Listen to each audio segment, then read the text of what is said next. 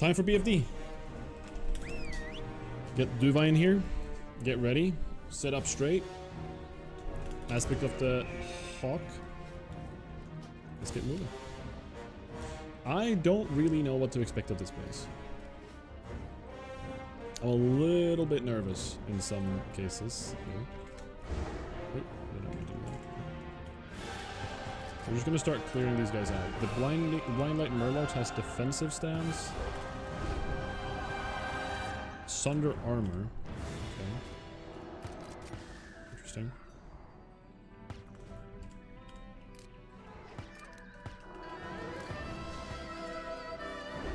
Alright, the Murlocs are level 22. These guys, the start of this will be like most of these dungeons where I can let my pets tank it and I can just go at it.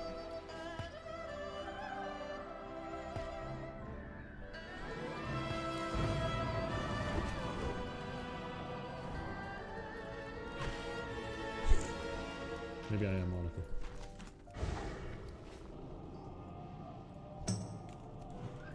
So something, I really want to clear out this section. Because if I need to run out, I want to come over and be able to like jump off and actually get over there.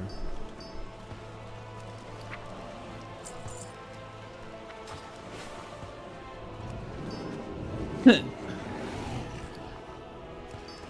want to see my talents? Yeah, sure. These are my talents right now. I'm running 1 in Hawk because it's nice getting that 1 proc whenever you're fighting. It's just a nice little bonus.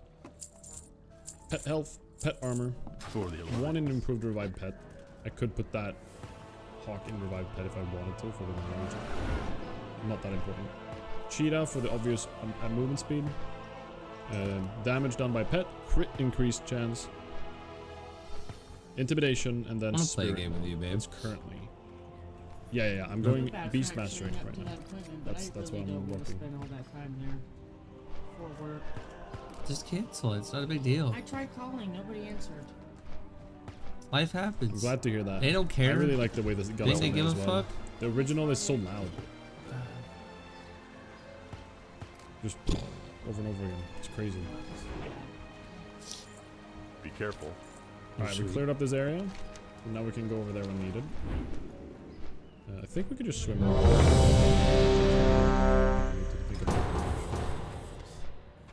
Do what? I'm out of range. Oh yeah. Yeah, it's basically it's just a sound file. Definitely a piece of shit.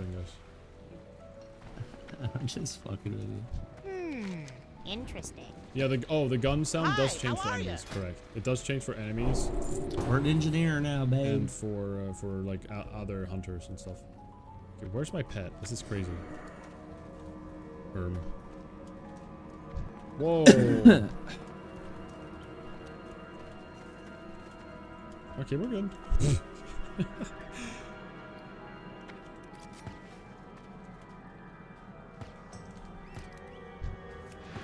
Oh, yo, you can skip. You can skip the jump. Interesting.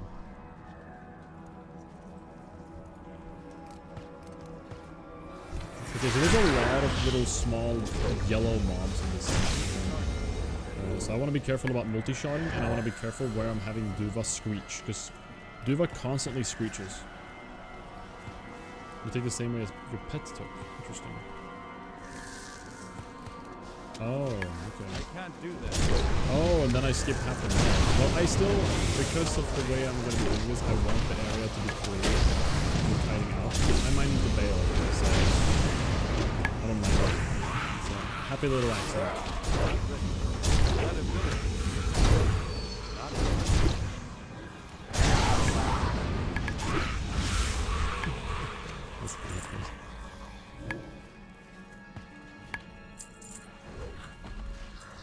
These guys in this section, they're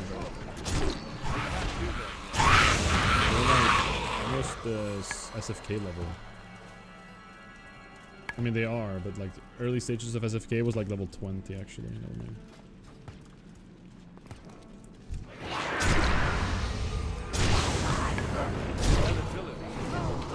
Yes, generally the challenge will mean I have to clear every single boss within reason.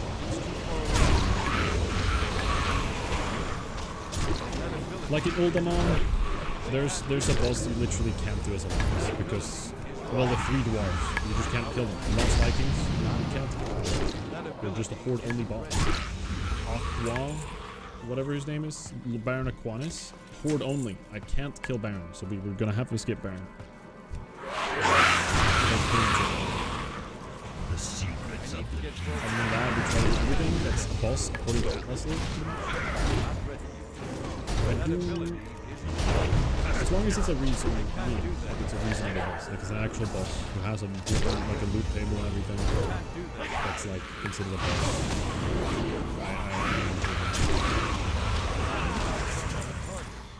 Run in the hell, roll horde. Isn't there an alliance only boss somewhere?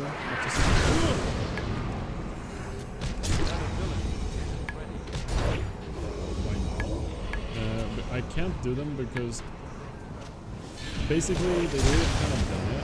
Do I have to kill these before I fight the boss? I don't need to kill all of them per day.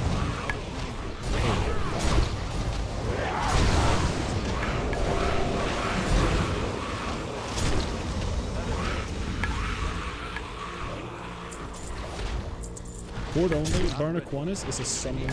That boss is summoned through a boss, horde quest. So the boss doesn't exist until you have a horde quest that only horde can get.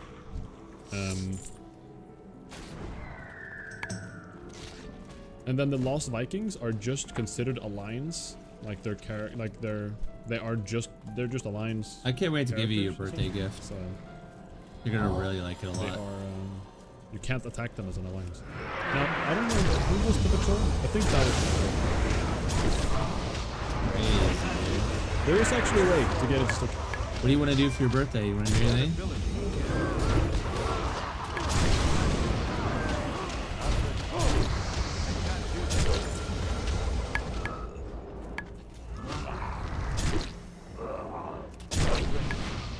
That ability isn't ready.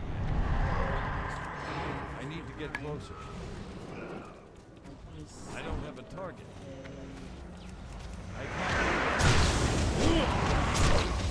That ability.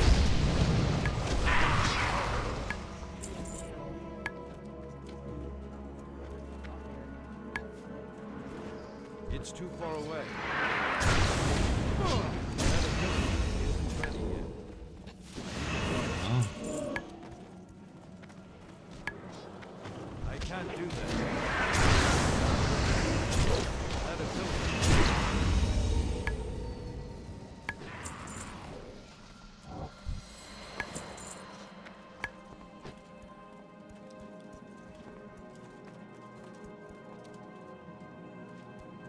My first birthday, we thought it was a better idea. I will feast on your remains. Oh, your lovely ex. Heart is music to my ears.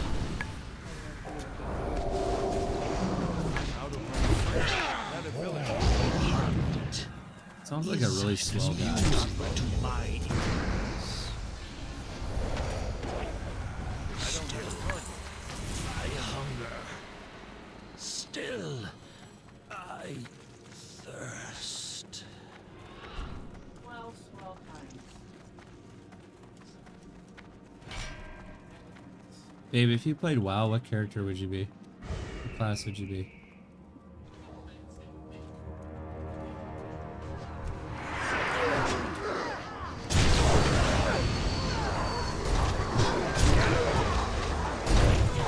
That shit is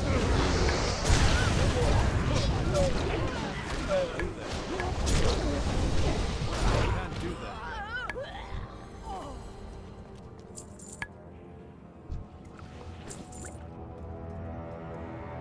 It's too far away. I need to get closer.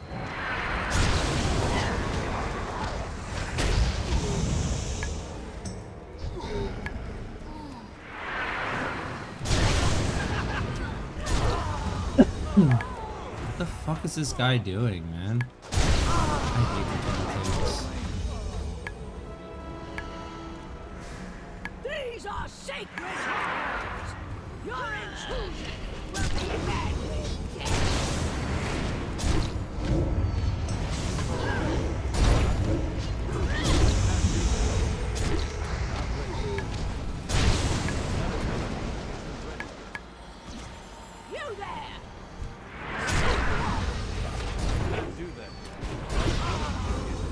not ready for that. I'll do that. Why would you even ask the question?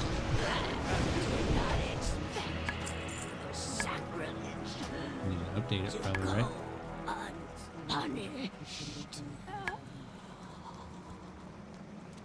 Oh, that got me! Sorry. Odd punched me right in the face. That was an accident. So.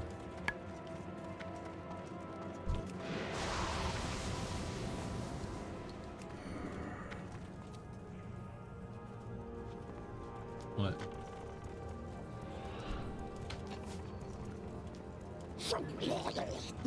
I need to get closer. Right now, yeah, just because.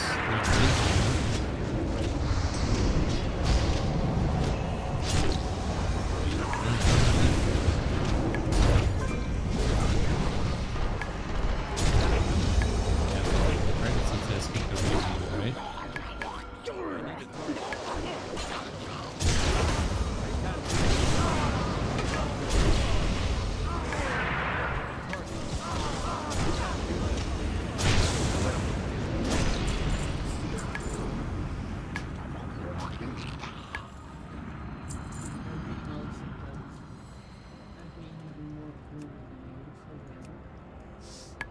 I cried last night. I cried earlier today watching the video. Just like why I don't know. What was it over? I don't remember. I think it was about finally giving up the shelter and we finally got to it. Wanting to buy Rage.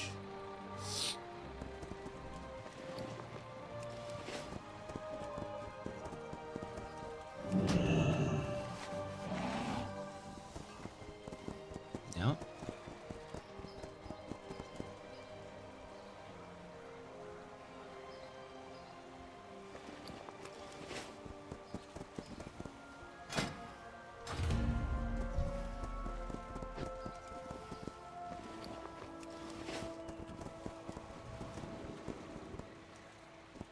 Would you like to purchase something?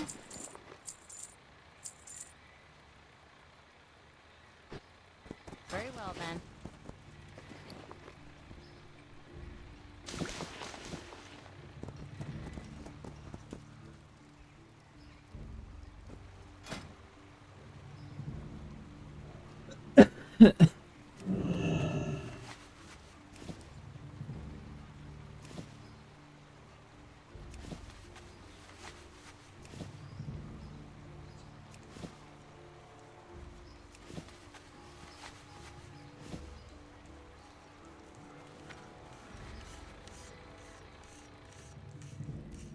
Need 15 infinite days.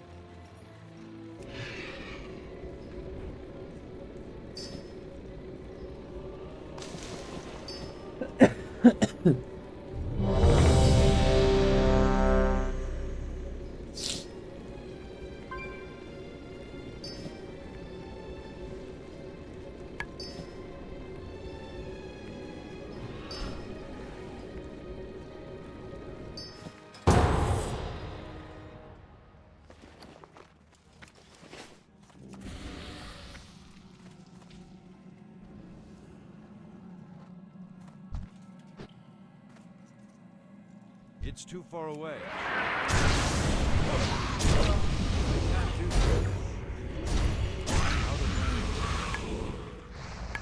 Not ready yet. Why? What package?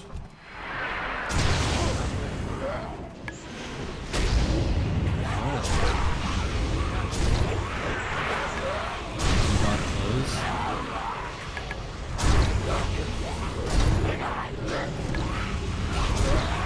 That's what you were doing.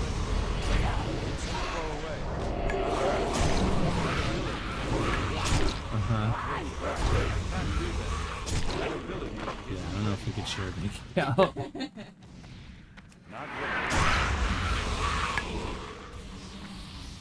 This kingdom only the dead may enter. Can't do that.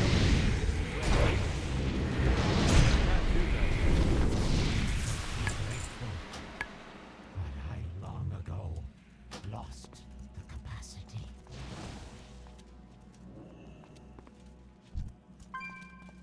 It's too far away.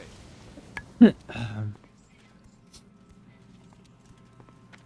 you shouldn't be getting taxed on Social Security. You're gonna be getting taxed on your death. Station is the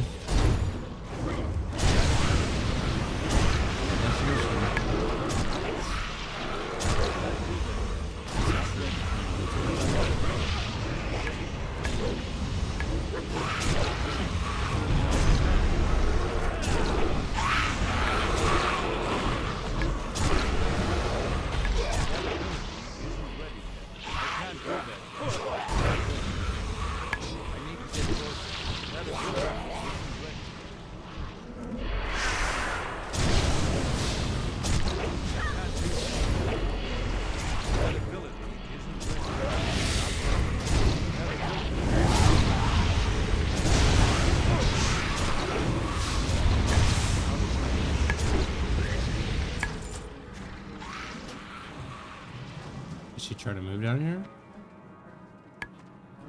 Where does she live? She lives in Illinois. What does she do for work? She takes care of other old people. It's the most depressing job ever. Yeah, that's I'm Yeah. out of range. She's dealing with back problems. She's dealing with heart issues, and she just needs to get down.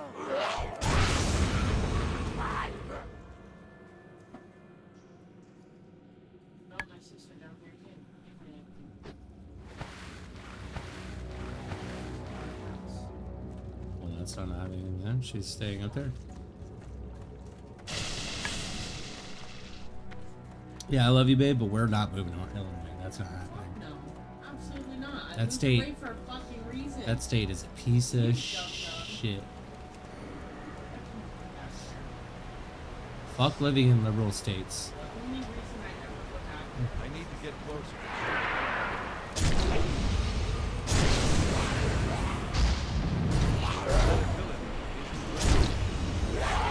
It's too far away.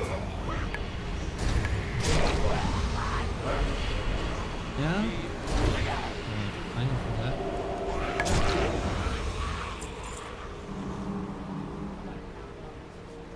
You know, for our family.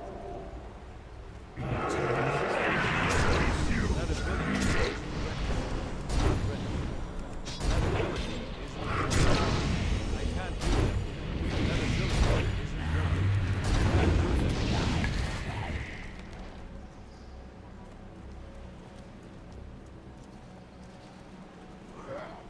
Out of range. I need a target.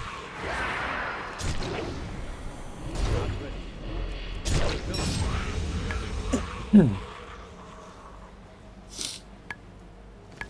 Our tank is dead.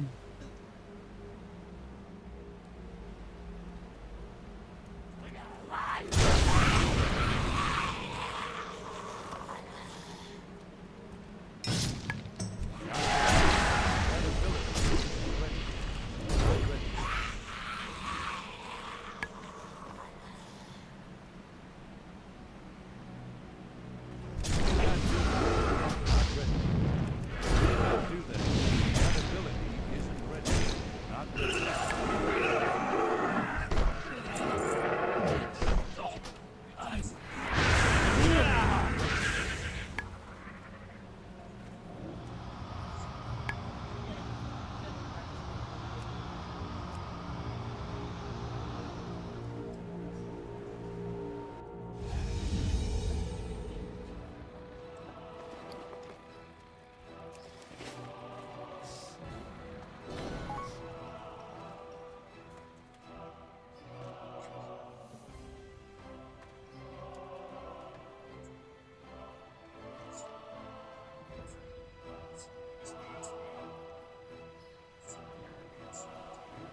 What a little bitch.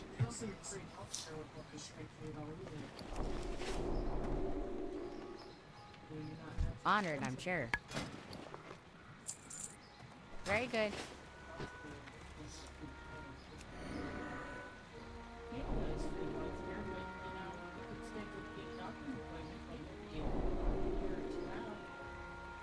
Yeah, if you don't die before then.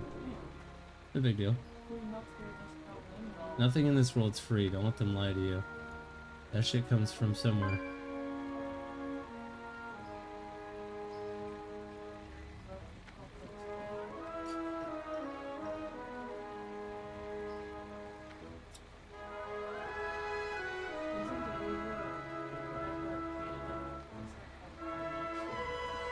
Yeah. I can't read. Tissue.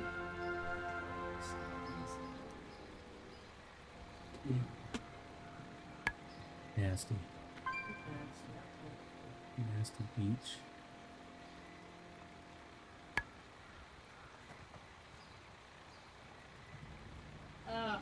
It's on my lip. That's disgusting. You're nasty.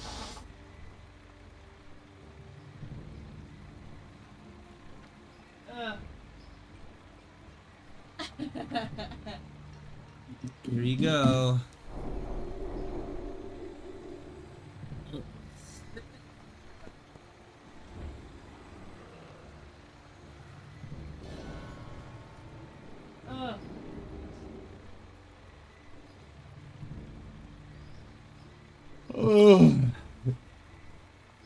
Performing on the biggest stage in the world was just one step in my journey. Hi, I'm Ronnie, and I teach people all over the world how to dance.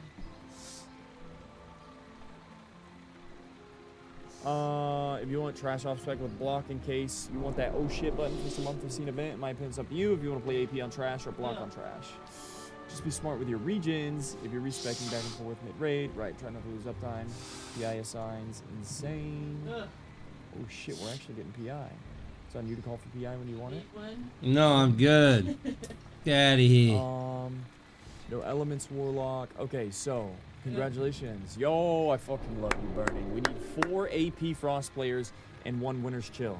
Whoever has the lowest spell power plays Winter's Chill. Surely it's not me.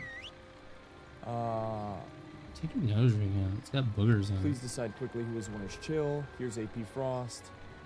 Okay, boy. No.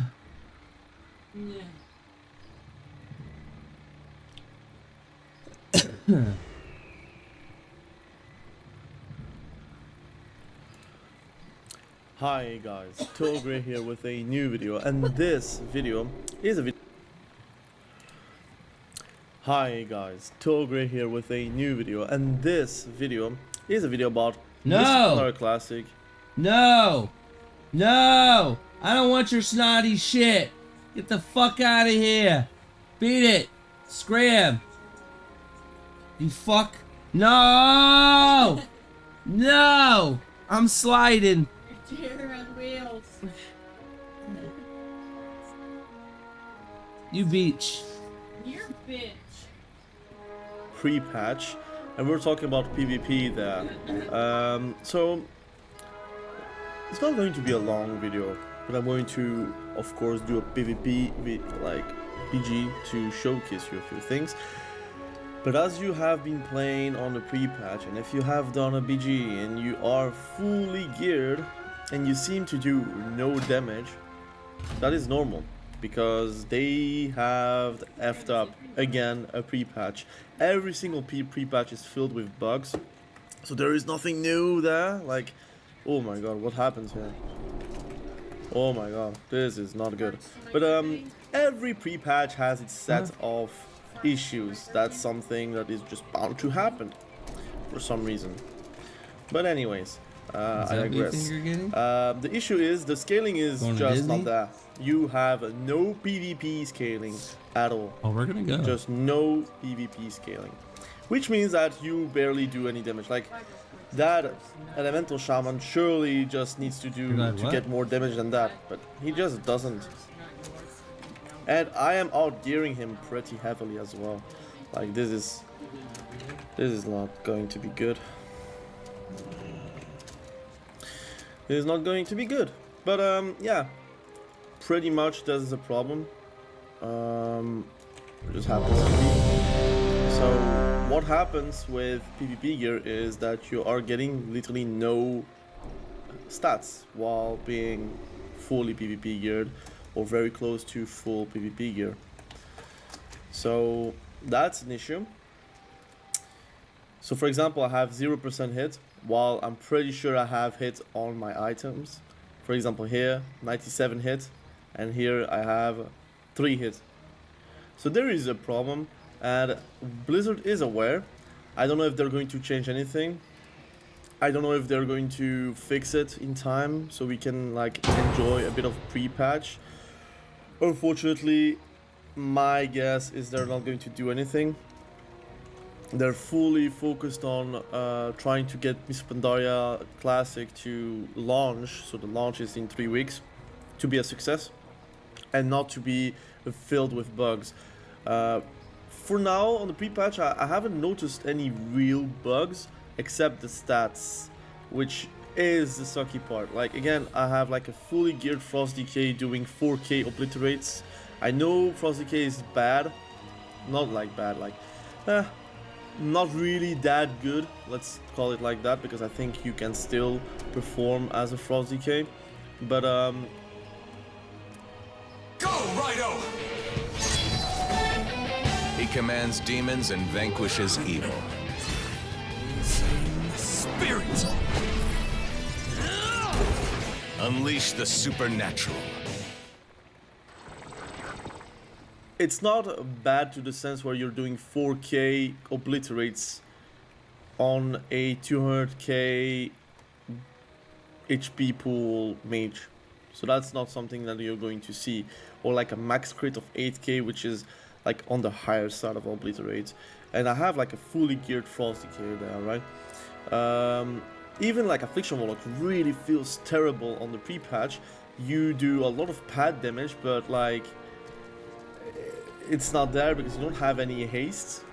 And if you don't have any haste, you're not doing a lot of damage. There are a few classes that are performing for some reason. It's very hard to know why they're performing without gear. Like for example, Survival Hunter is kind of performing very well. For example, I can show you a bit of damage. My Serpent Sting does more damage than my Obliterate on Frost Decay. I will do a Frost Decay game after this one. Once it's going to run out of time, I'm going to show you the Frost Decay damage, so you're not surprised. Why am I making this video? It is not to downplay MoP Pandaria. It is to actually tell you guys that if you're trying out a pre-patch, it's okay. This is like temporary. It's not going to be like this on MoP Pandaria.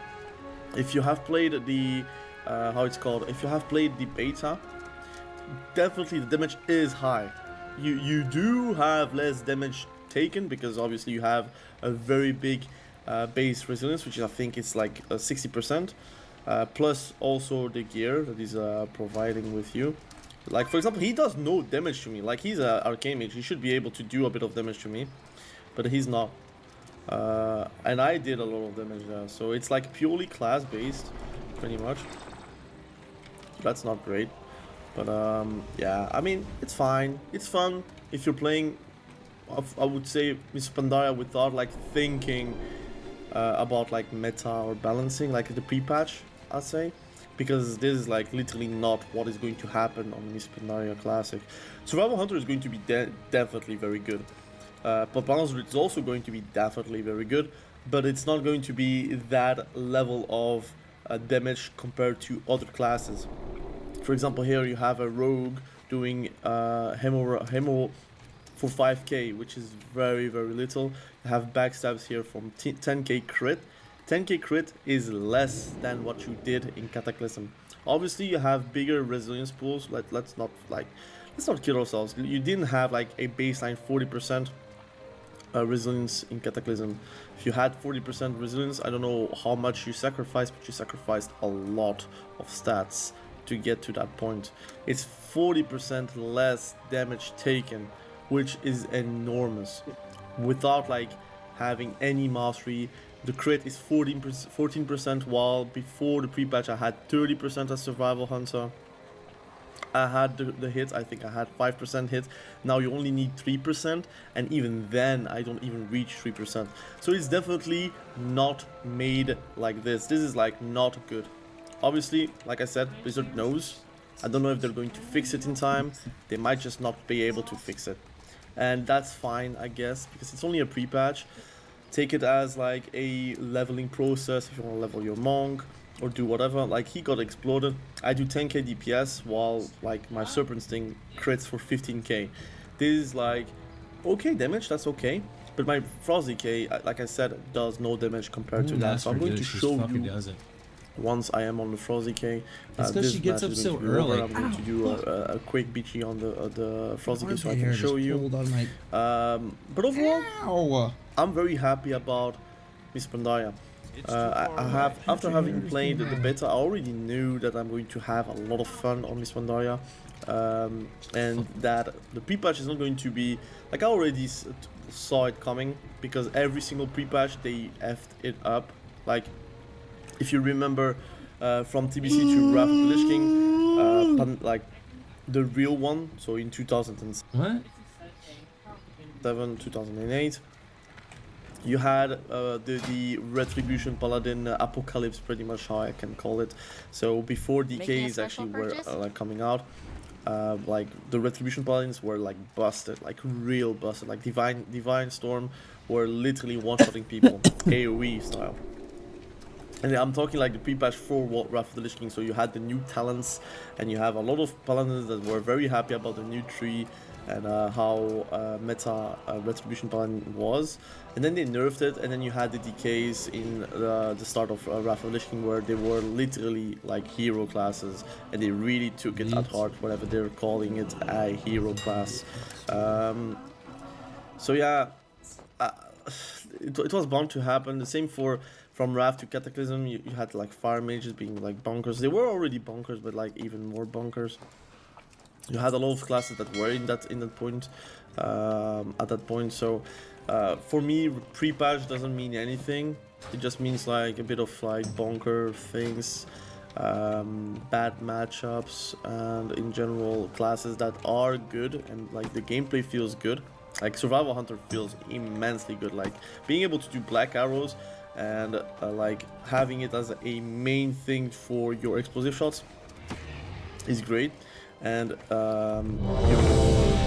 overall damage arcane shots, because you're really spamming arcane shots as well, because of all the procs that you have on your tree.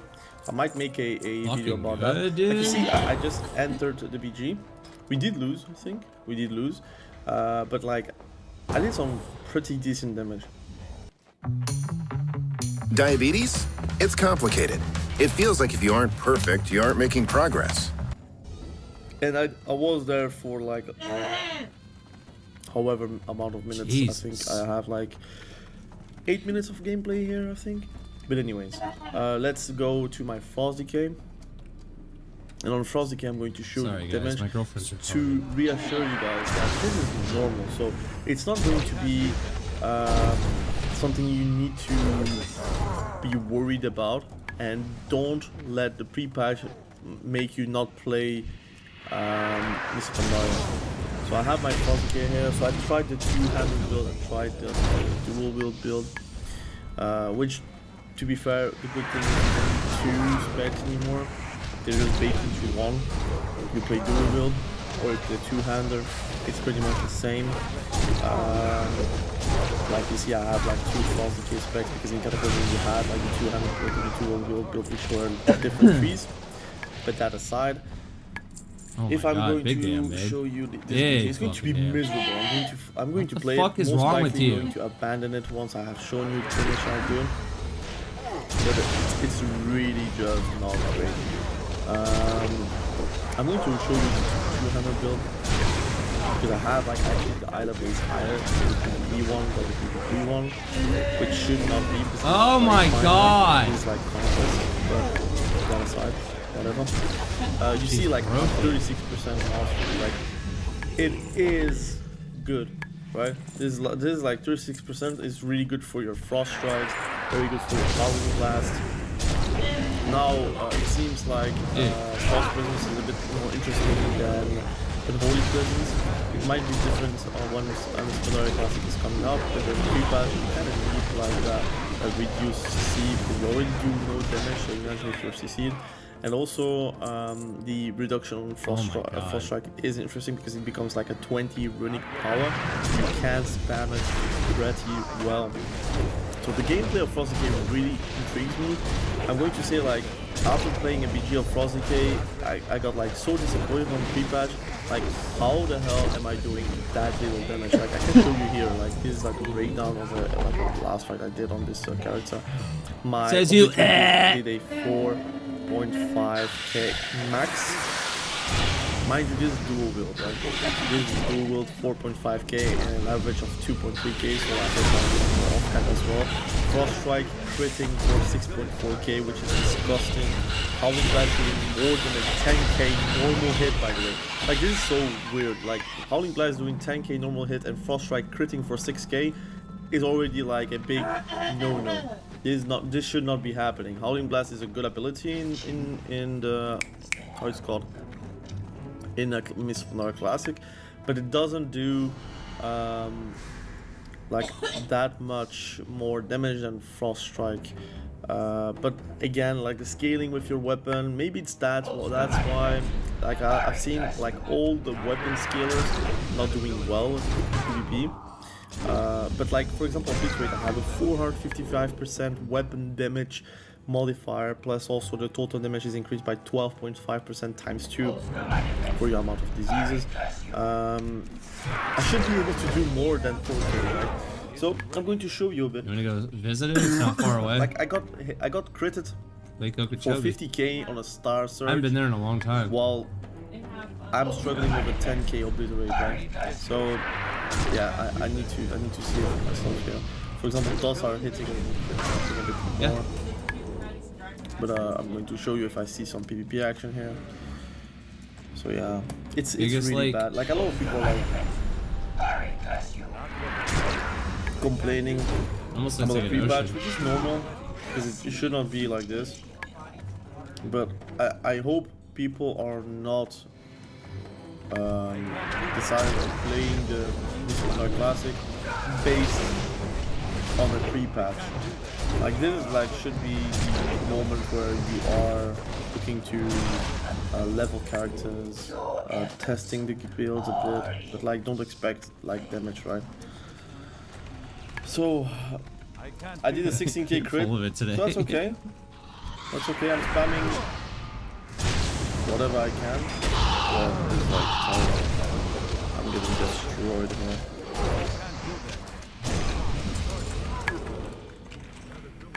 Okay, and I'm already dead because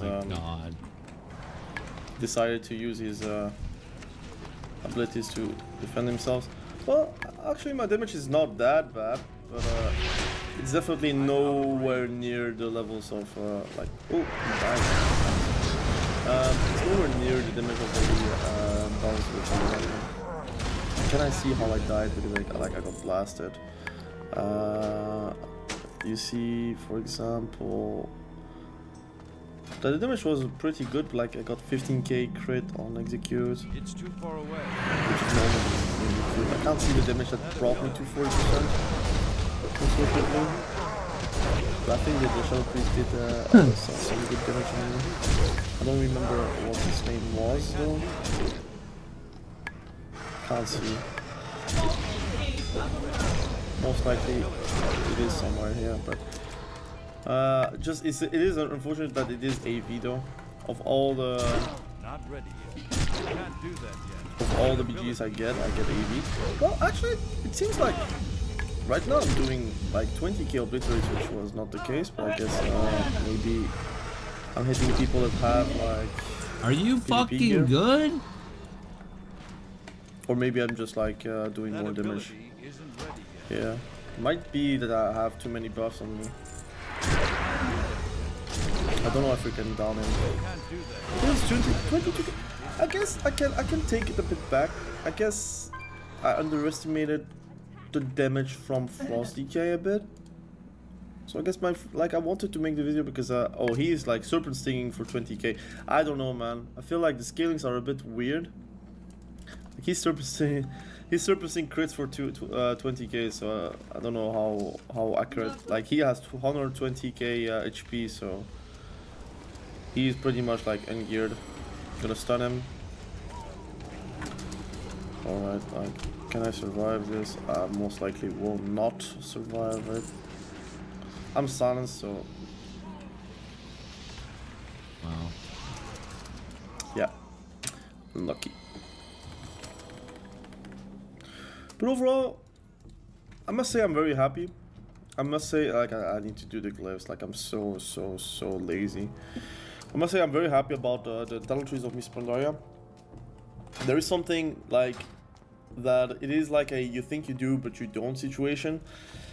I do miss the trees from Miss Pandaria, even on retail sometimes. But the trees of Miss Pandaria, not the trees of Shadowlands. Let me explain. I think how they made the trees and how they made the classes are very complete while you're leveling. Every single time you're leveling, you're getting like abilities, you're getting passives, you're getting things to improve your character. It is more on other characters than, like, for example, DKs have like less compared to mages, compared to even Retribution Paladin, or like, compared to like the OG classes. What is with you today? But you got wild hair up your ass? now I'm popping off. I'm popping CDs now. Yeah. CD. Well, that's unfortunate. Why would you do that? Gonna go on the healer. So I do like the Miss Pandaria Classic trees. Now, I still have like a soft spot for the classic trees, obviously. You did that. But my issue is that the classic tree, like on classic, it's okay because you can go like super hybrid and you can do your own class, although it's like suboptimal, but whatever. I'm killing nothing here. Like it's going to be very tough to get something dead here. I was trying to kiss you. You got wild Too hair many up your healers. ass. You check your ass. Especially him. Check your ass out. But Mama, tits, I like the fact that you're crying. on classic, I like the trees because you can actually be hybrid.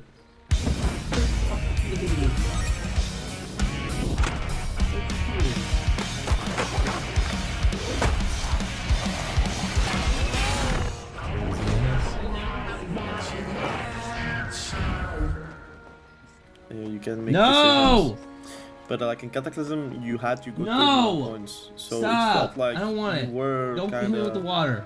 Like a cat. I get pissed. in a position where you had to take specific talents. You really have nothing to wiggle on. What is especially with for you? PvP. I would say it's probably the same for PvE. While in Miss Pandaria Classic, everything you need is already on the trees. Like all the passives that you would get. For example, the might of the frozen waste. For example, threat of the Tassarians. You get unholy aura. You get rhyme, which is also like a talent that you would get on a pale horse. So it's baseline, and the things that you are deciding on the talent trees are very, very meaningful, and that's something that is obviously helping you. Now, I'm gonna pop my CDs here again. Oh man, the Goon Squad is here. I can't do one single duel, man. One single duel. Is it possible to do one single duel? I was about to just obliterate him, but whatever.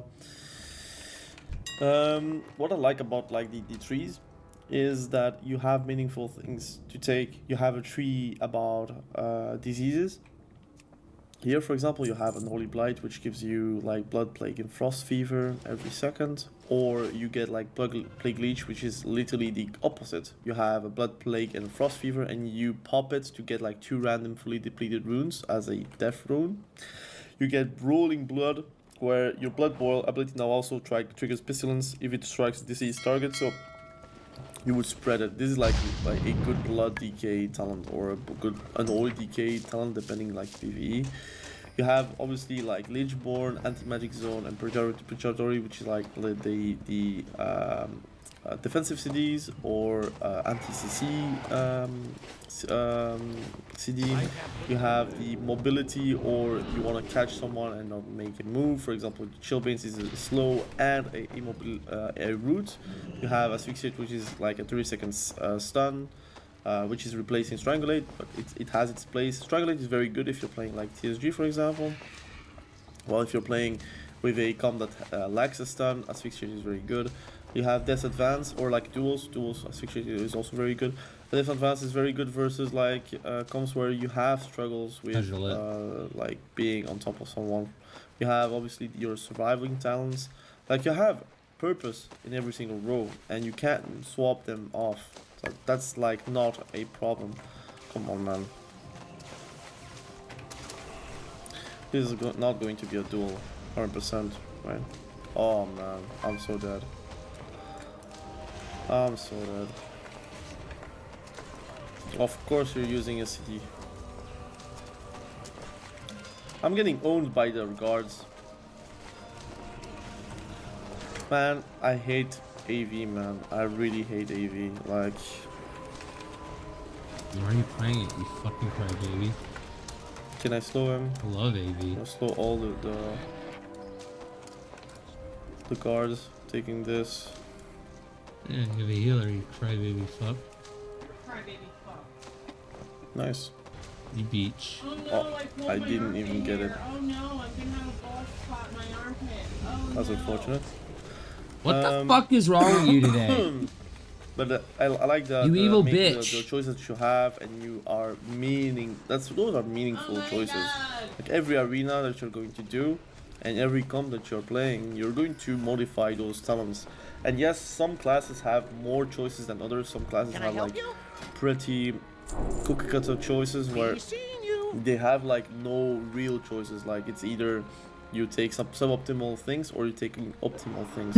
But there I say, as it's okay, like if you don't need a silence because somehow you don't need a silence, you can go for a stun, and sometimes you don't need a stun and you're okay with a silence and you want to have more mobility or you want to have more roots, you can go Chillblains. And here you have, for example, the anti-CC like little zone for you, so if you're standing you're not getting CC'd. Very good if you're pairing it with Pillar of Frost. Or you have an AoE stun with Hermosus Winter, which is also an option. So I like that fact. I like that the gameplay is made for choices, which I think like on retail they came back with like the normal trees, but they forgot what made the trees very good, and that's like an issue for me. I guess. In your hair. Man, Director is very hard to kill. Damn, like he's one-shotting people.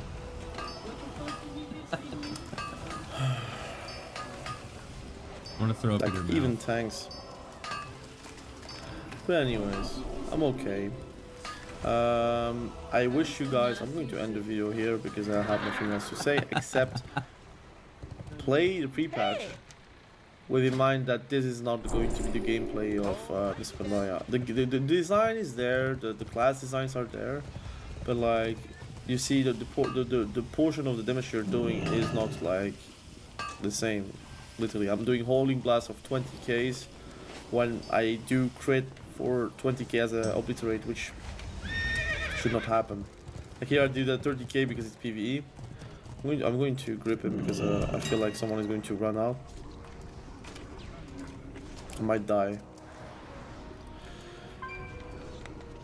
But anyways, thank you for watching.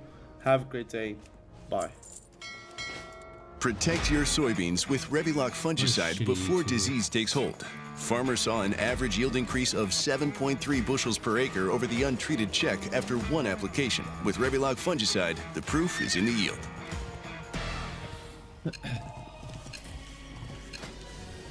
Whenever heartburn strikes, get fast relief with Tums, so you can enjoy the food you love. Dum dum dum dum.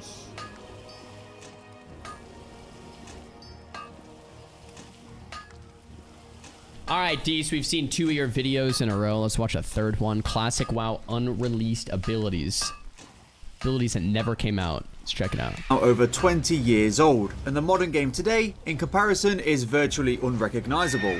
Recently, we had taken a look at the unreleased zones of Classic WoW. Today, we're heading back once again to check out the abilities that never made it to release. What the heck was that? Science-based guys. Science guys really need to answer this question before anything. Why is it that you remain so mediocre, yet you know so much? I know I don't need to respond to this, but since he asked, using science-based training, I won Natural Bodybuilding Nationals. I earned my pro card on the most competitive stage in the World Natural Bodybuilding Federation. I placed second in my first bodybuilding pro show, and while doing this, I set the Canadian record on the bench press, and I set a provincial record on the squat. I currently weigh 180 pounds at 5 foot 5 inches tall, which is pretty close to my natural limit given my height and my genetics. That's all besides the point though, because facts are facts. Information is either right or wrong. It doesn't matter who that information is coming from. If the people with the best physiques had the most knowledge, why would C-Bum need a coach? He has the best physique on the planet. Who could possibly know more than him? Well, it's pretty obvious that bodybuilding success comes from great genetics and really hard training, and if you want to make it in the IFBB, steroid use. I like science because it gives me more confidence in what actually works and what doesn't, because it isolates variables. If you trust a big guy's advice over scientific studies, that doesn't bother me. I listen to what big guys have to say too. We all know the science-based guys. Science guys really need to answer this question before anything. Why is it that you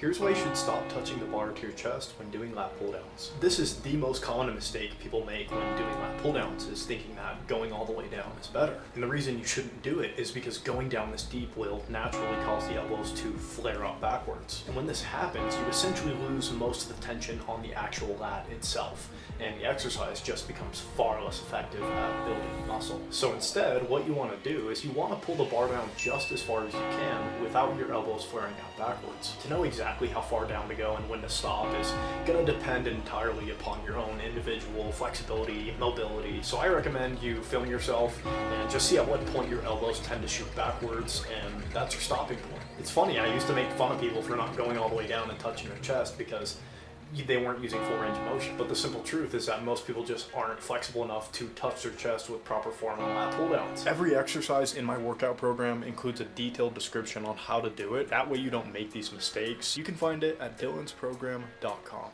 Here's why you should stop touching the bar to your chest when doing lat pull downs. This is the most common mistake people... What is wrong with you?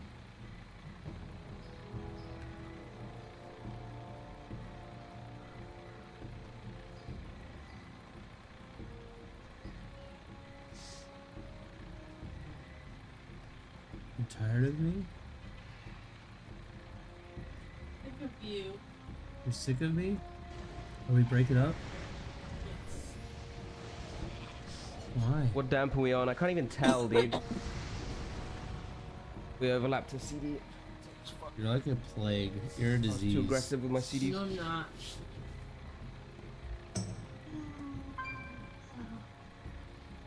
You said you're sick of me. You're breaking up with me. Why are you in my face? Oh, you have eyelash in your eye. Stop it. Look up. Oh. Yo, Callie, think with the T1, man. Look down. Look down. You said look up. Now look down. We're gonna change NG out for Ow! any flat stat profession. Doesn't really matter. Look at the T1, Callie. Appreciate it. Things with a 15 stream streak. Confirmed addicted. Dude, I swear if I had MD glyph, we could have maybe done something there. Or death glyph. I had the wrong shit. You need to shave your arm. Ow! No, I don't. A forest. What kind of retarded fucking... You have a guy. It's like a forest in there. I did that one time. I'll never do that again. That was the worst, weirdest feeling. I don't know why I did that. Shit reference. Just only do that. That one time I'll never do that again. It was bad. No!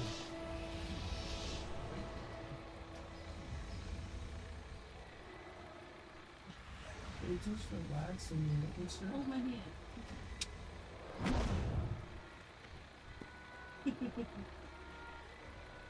Can't fit him in the other toes, but this one's got, it's got plenty for more. Hold on. Luna got me paint. You're retarded. No! What the fuck are you doing? Bro, that's disgusting. Get it out. What you like in your fucking face? Oh. Ah! What? Charlie? Charlie? Yeah, 1 second sheep actually breathed so hard. No! Come here! No! Come here, Charlie! Come here! Come here, Charlie! Charlie, come here.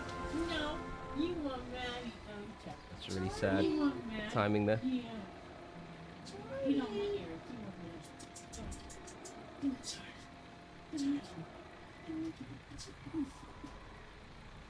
Charlie. Come here. Come here. That dead hit him so hard. Can't eat. Your beard's wet. Look at that. You're all wet. Literally deleted it. Fucking, dude, it wasn't even just the death. Get this harness off. Huh? You got a fatty lungs as well. The let. I don't know if you're going by my today.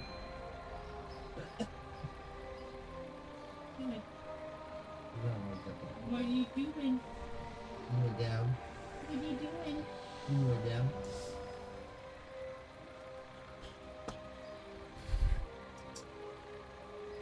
Too much going on. You don't know what to do. You don't know what to do, buddy. Yo, James20, thank you for the prime. Thank you. Appreciate it, man.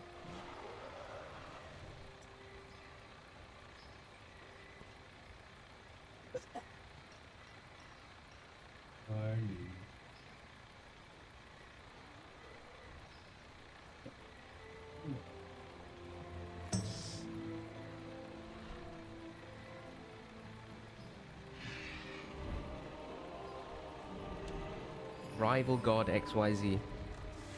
Huh?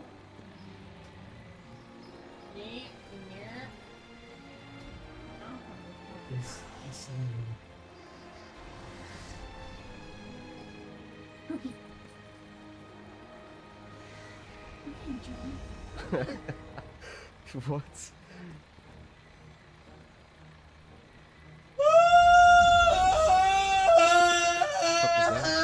Rose is gone. Your whole face is red.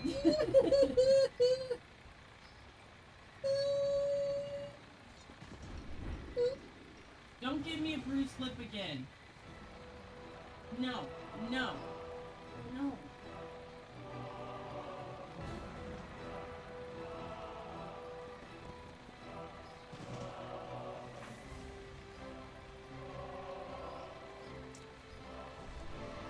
Quit!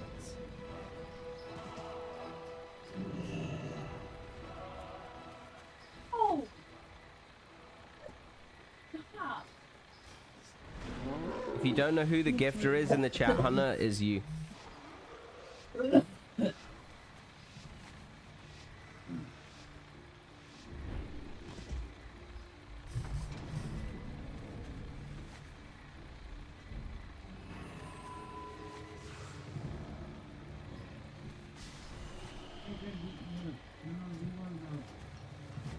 Hi, Charlie.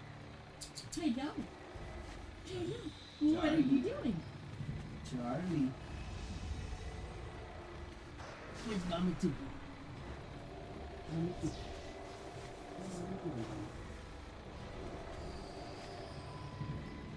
Dude, the field is unyielding right now.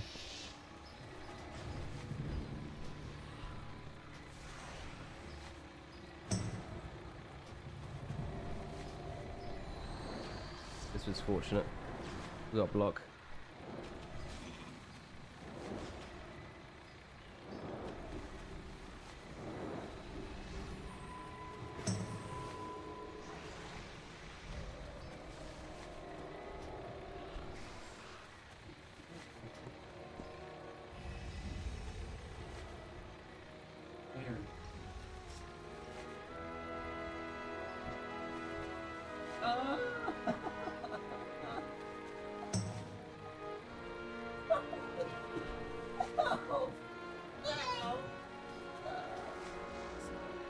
can get cheddar cheese there?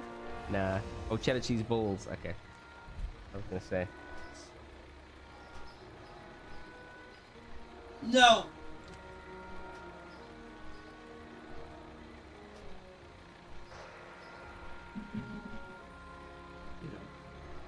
Hi, Charlie. Hello, Charlie. Hello.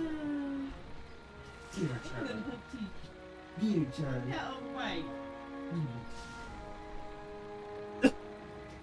What mommy doing?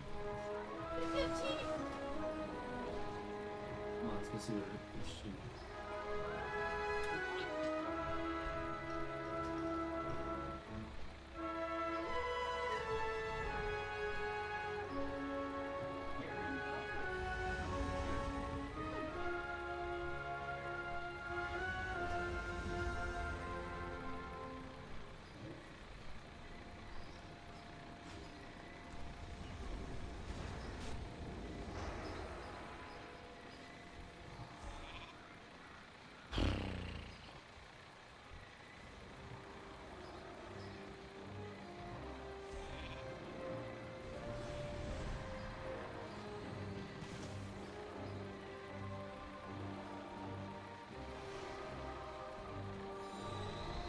I think this is alright. I don't think it even has a block here. They committed so much to it as well. Holly is back soon though.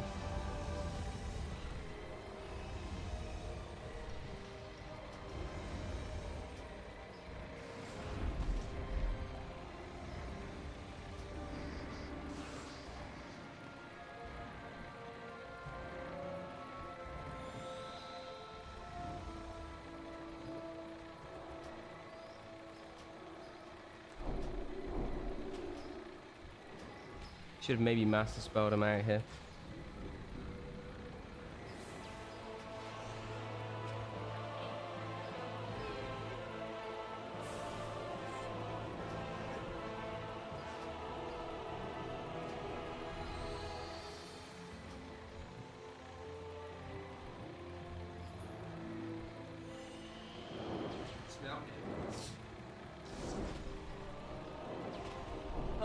Yeah.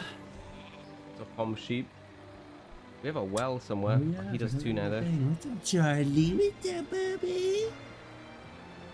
Our guardian here with the well. You're heavy.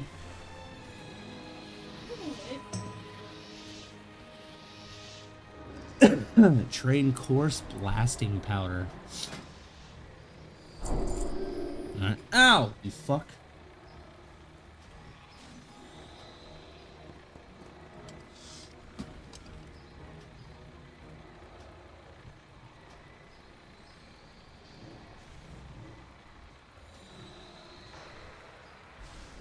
That's very unfortunate.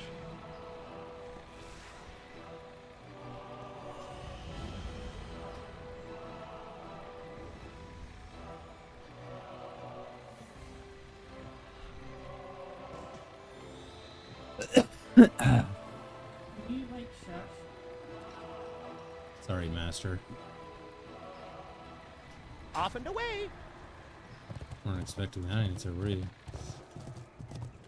Bitch.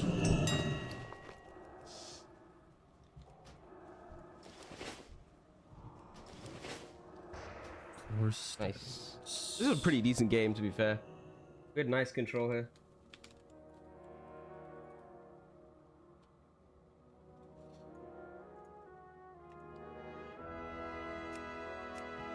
Angie's cheap so far.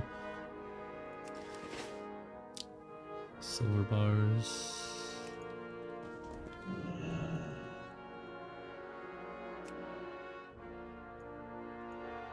Is it like, is it just like round fucking Cheetos or what, Stinks?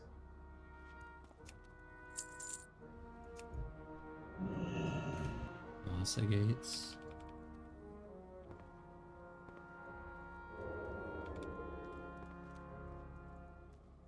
Like 10 of them.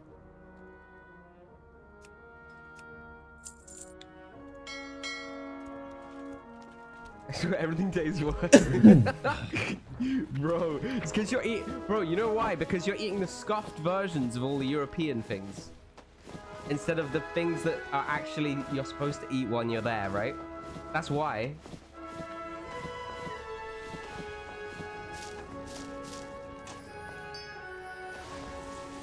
Like, there's just no way. Pleased to meet you. Good You have a you. great day now.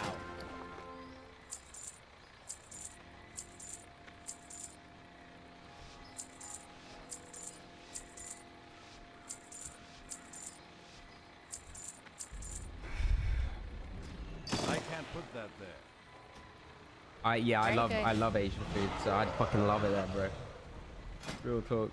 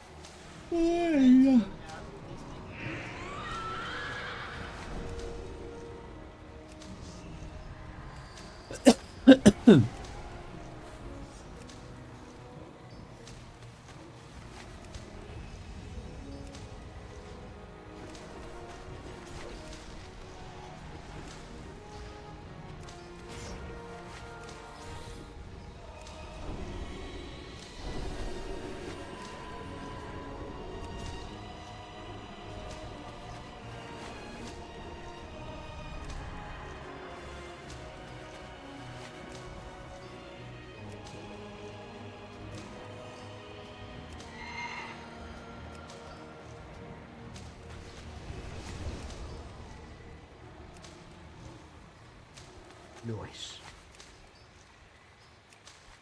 Going to Bali next. Hopefully they have tourist food. You are such a fucking creature, I swear to God. Josh, thank you for the T1, bro. Saving Sinks from the ads. I feel like Sinks was almost just making a point at this point. Is that chakra icon we caught on your Discord? Yeah, it should be. If it's not, let me know. I'll chuck it in. But it should be there.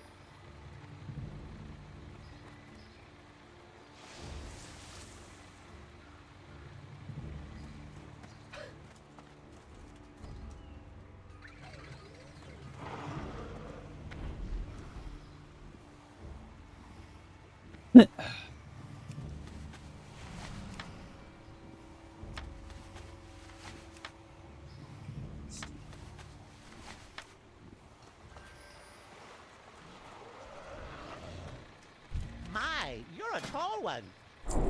Off and away.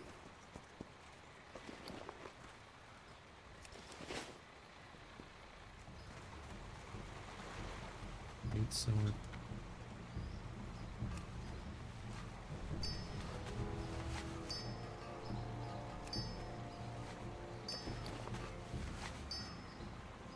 I can't put that there.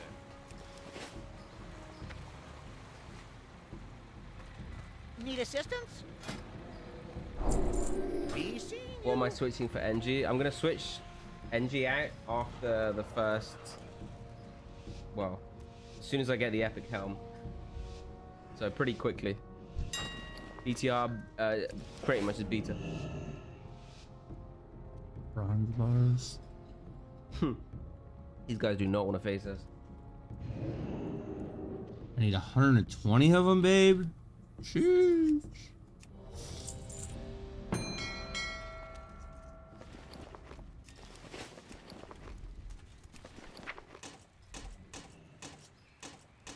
I'll probably use proc trinket. I can't put that there.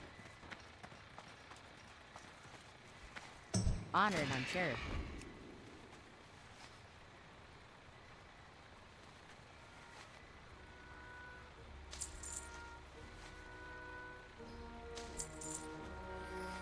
Very well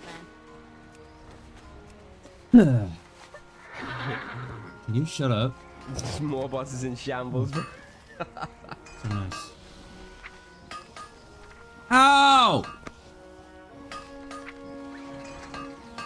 Don't you me, you fuck! You bitch! You fuck. Ooh, a different priest mage.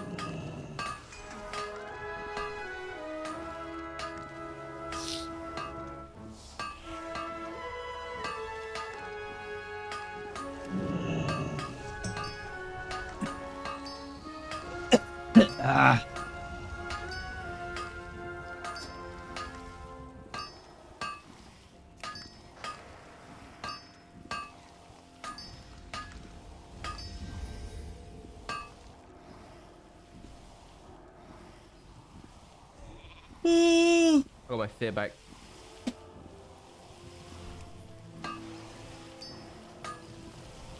Oh my god.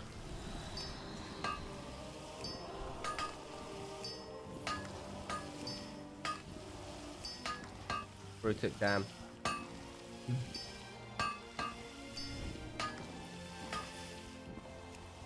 the fuck is that thing? Hi, you're a tall one.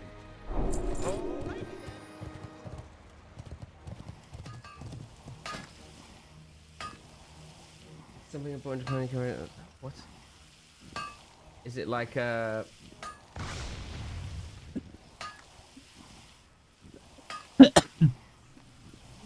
But bro, where's the knife? It's just a fork and a Can you spoon jump on off a bridge? Like All of them.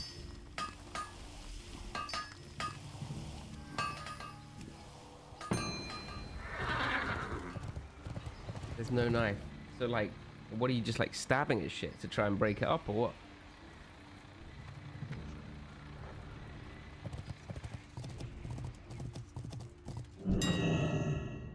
I play Elite Prison Disc 2KCR on US and EU.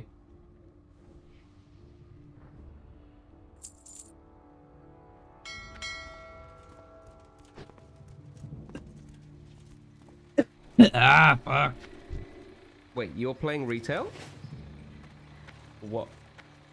I need heavy stones. What is that floating magma knight? It's a new thing they've added. If you click it, the dampening starts earlier.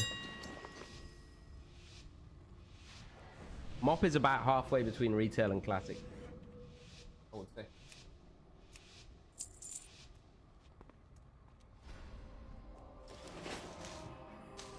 But it's fun. I'm enjoying it. It's not bad.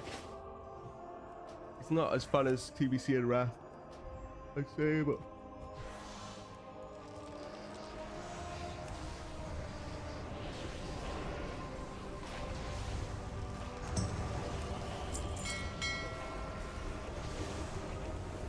Or this is cheaper.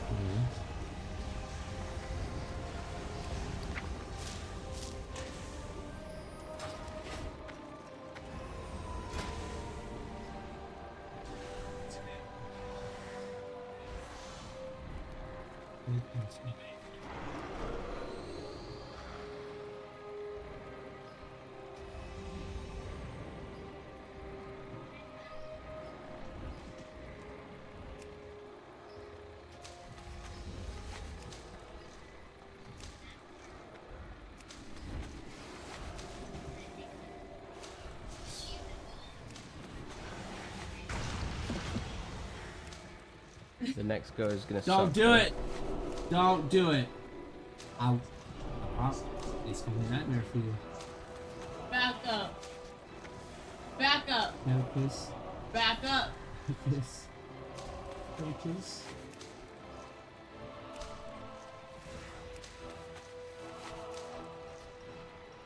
Far down. What are you two doing? You fucking with me, so You now fucking I'm with me. like a cat around each other. I hear him say, "Don't I do just need it, to play for don't Trinket, I do think. it," and then you go, "Back up, back up." I'm like, We're just playing, Mom.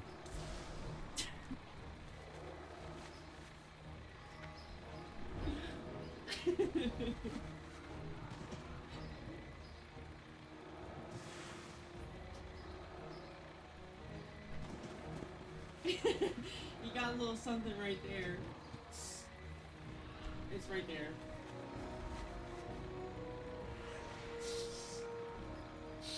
It's right there. Not sure if you can see it or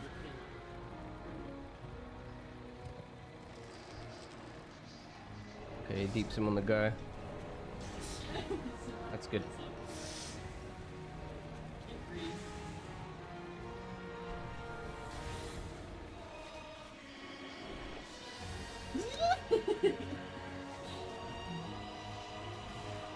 Ooh, cloaks. We can maybe go on him. No more. No one was for more.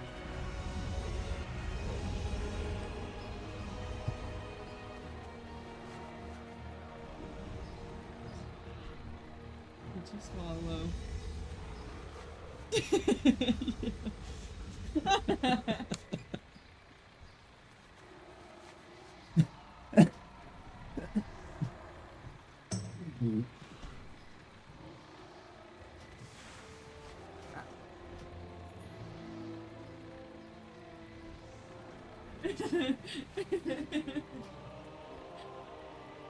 Stop!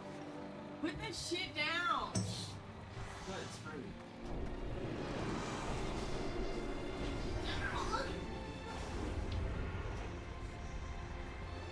What? Hey, jeez. Put I that win. shit down. I You're win. gonna give me bruises, and I I'm win. spraying you with water. I you win. fucking jerk. I win.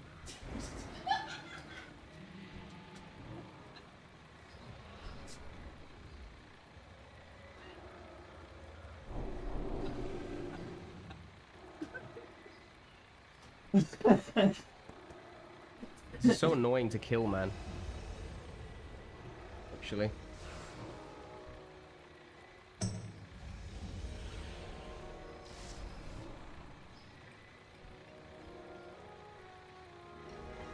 In the mirror.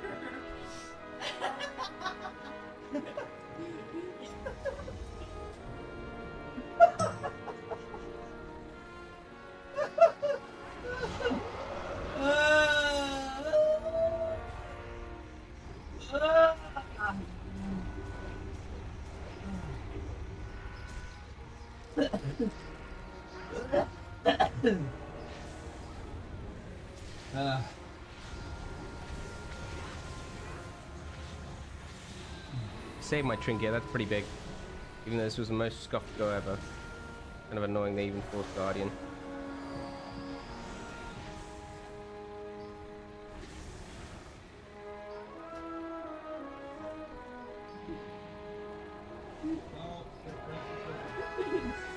Shit tap. Put it down. Put it down.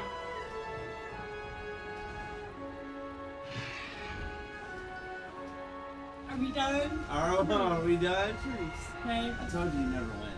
Truce. No. Come on. Truce.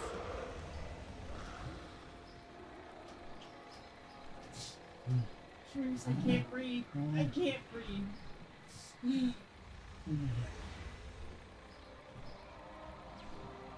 Nah!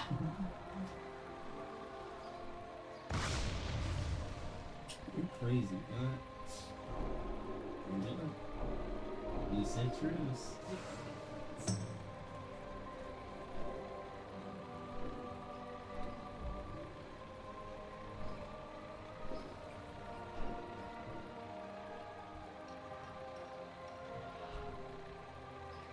How's he in stealth? Like, Scared of my kid? I don't want you anymore. I don't want it anymore. Shut the fuck up.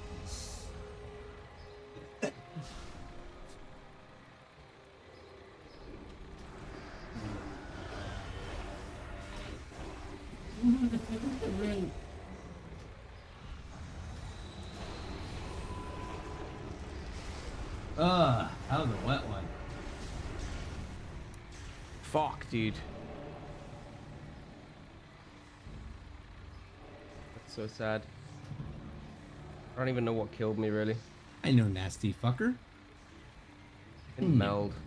Just air.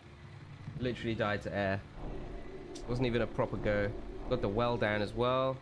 Drink it at the kidney.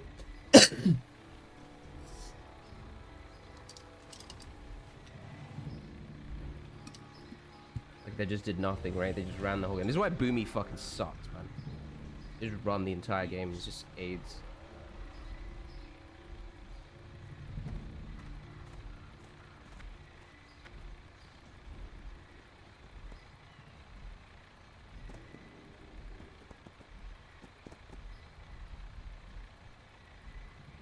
Maybe I need BM Trinket into that matchup.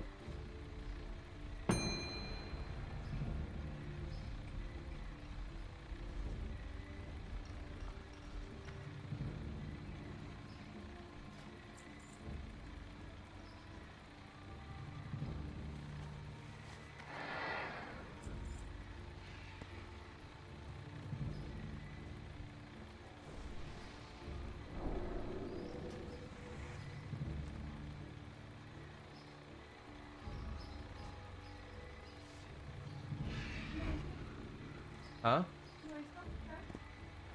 Yeah, they have maybe time. Money off, you alright?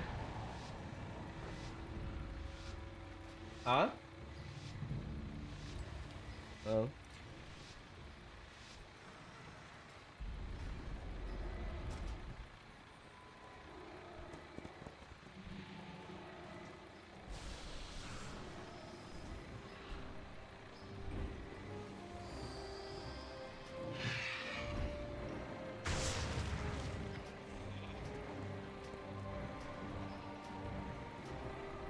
Another one.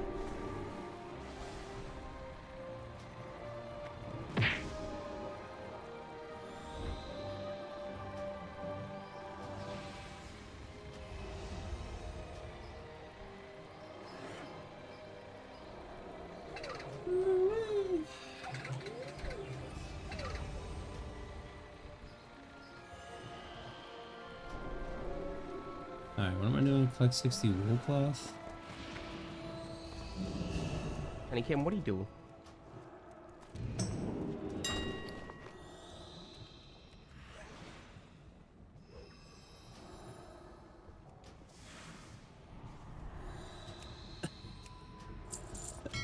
Ooh, we got trinket.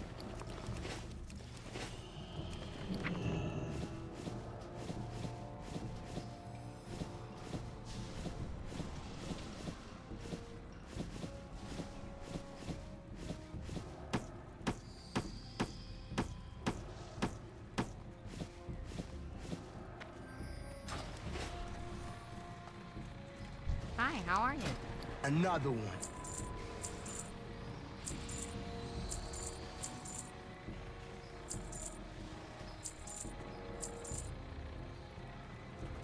I can't put that there.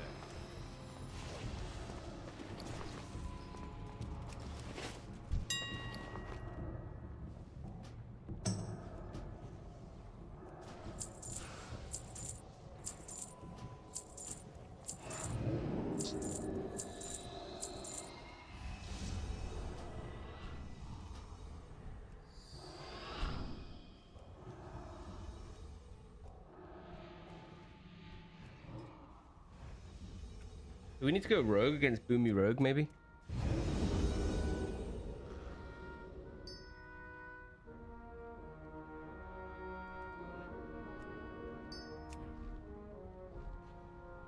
That one's sold out. That one's mine. I can't put that there. I didn't know I did that.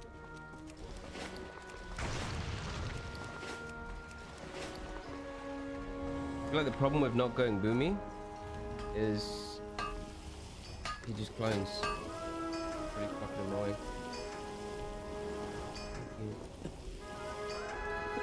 What do you think, boys?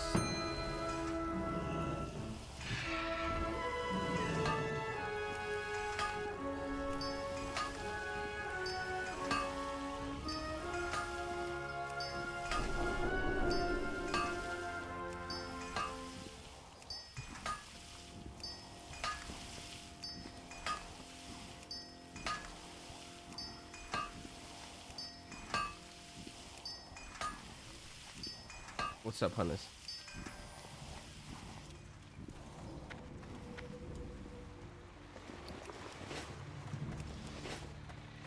Hi, how are you? You have a great day now. Medium leather. Dude, you need everything for engineering.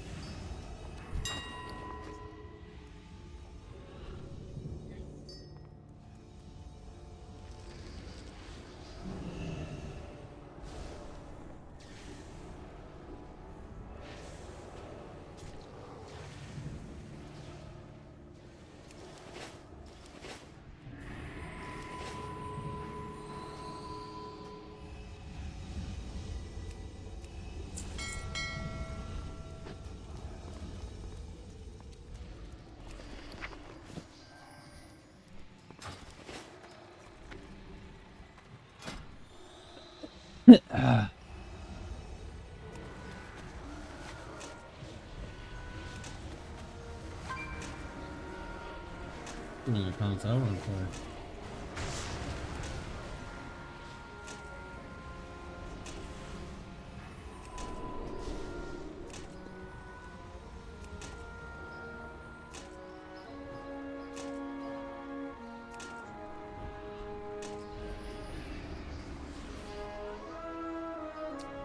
sake. That's such an annoying fear.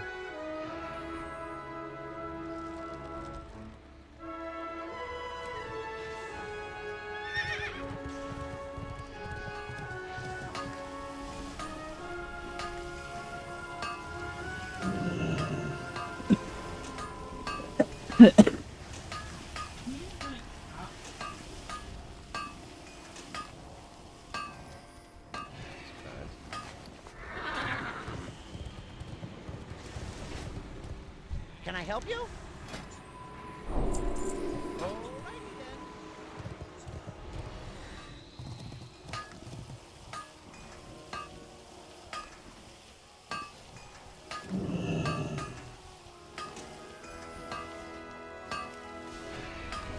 Solid stone to throw bars.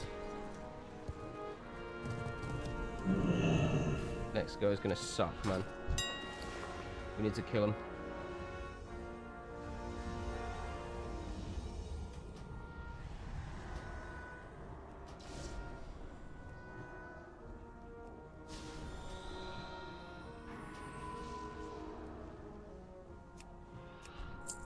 Shit's cheap.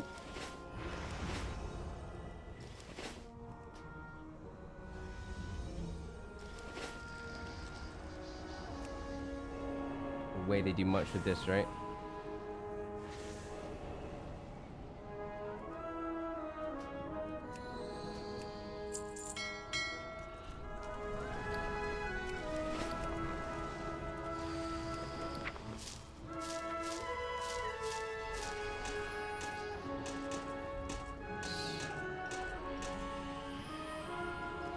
I'm wondering if it's like a gear thing or what.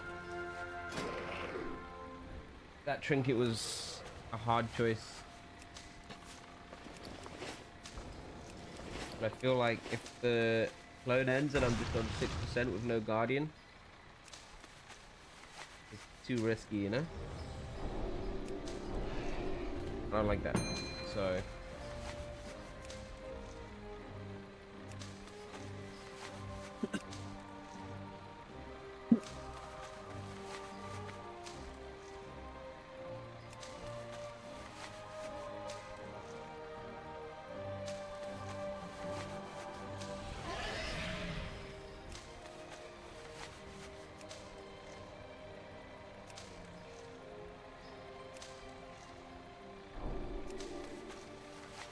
it's like, I don't know, man. I want to make a better strat against boomies, but it just feels like they shut down so many strategical avenues just by doing fucking nothing. I did. And then the goes, they can just do a go occasionally, and it's just like you have to use so fucking much. Why would you strangle me? It just feels so awkward. Shut up, yeah.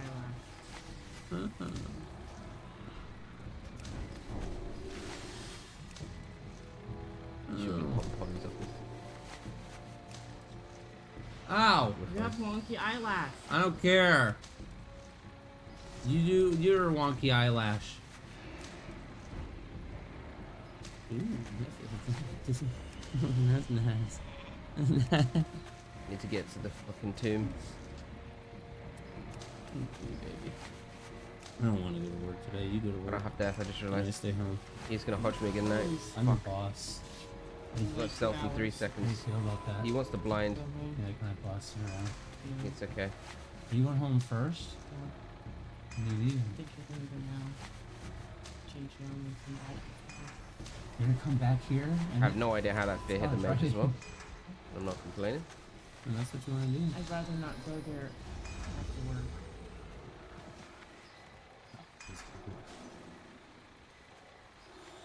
He's home right now, but he'll be even more annoying tonight. Right. He's already annoying. Literally, that's making me very upset right now.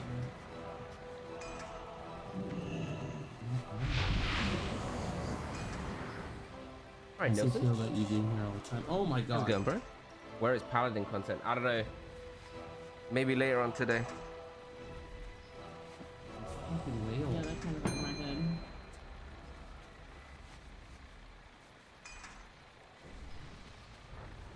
We need a theme park day bad. I've played a little bit of Shaman on retail, but I don't have a Shaman on beta. I have every other healer on beta. I played them all a little bit. I dislike Monk the most. Actually. I feel like I'm not doing a good job on the Monk. It feels weird. But Paladin's alright. I'm playing alright, and I'm playing alright on Druid too, but that's because Druid's OP. But I just can't make Monk work.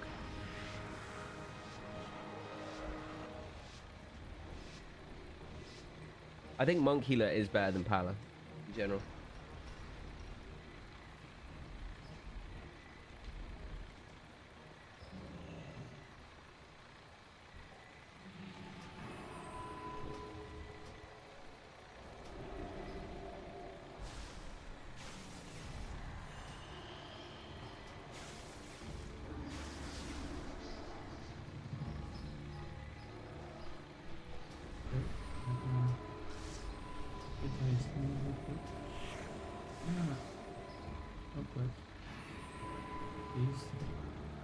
Why?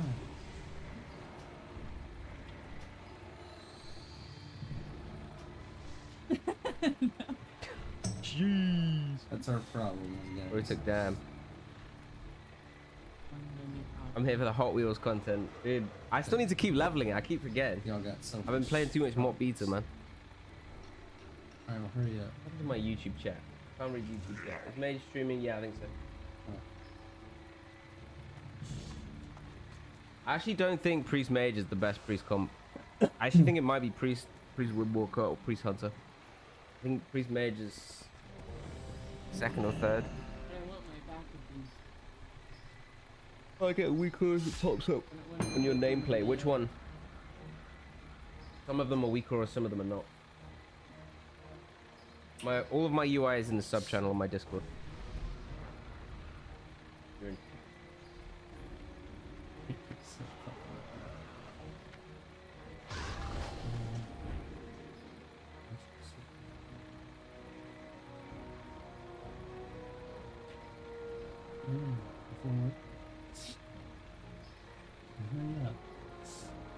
Shut the fuck up, Nelson. I swear to God. I don't have toes like fingers. Priest Feral was really fucking OP at the start of MoP. Because Feral had the insta clones and they had tree and stun, right? And then you had clone as well as Priest. It was like it was the most cooked shit. Look at the gap. But I think Priest Feral is actually nerfed in this version. Like Feral doesn't have insta clones, they don't have tree and stun. So there's like a bunch more stuff that actually edges it out, I think. What? This is a bit sussy, this matchup, I think. This monk can kill me in like one go. What? Tornado.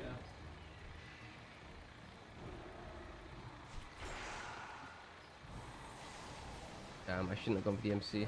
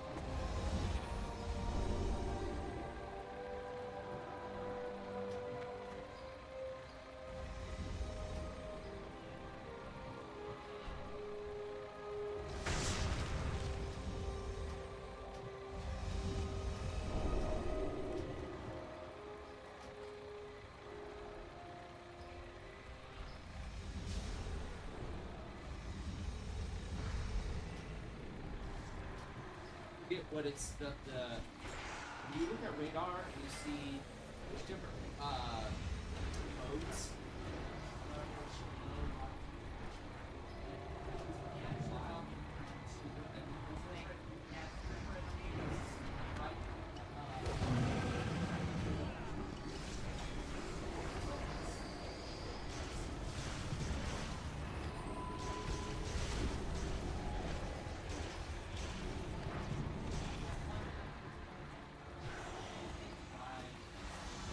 so dumb they can do that. Like, what the fuck was that?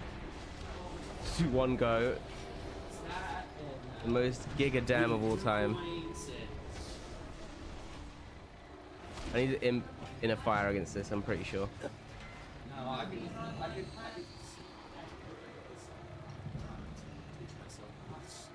self-teach myself.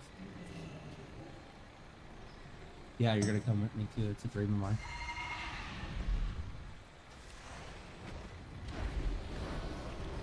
Actually, I'm gonna turn on my tornado guy right now.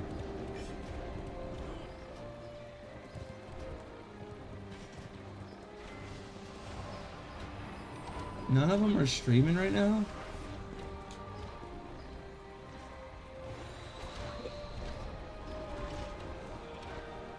Max Velocity's live right now. Why did this load just refresh on me? For no fucking reason, I swear.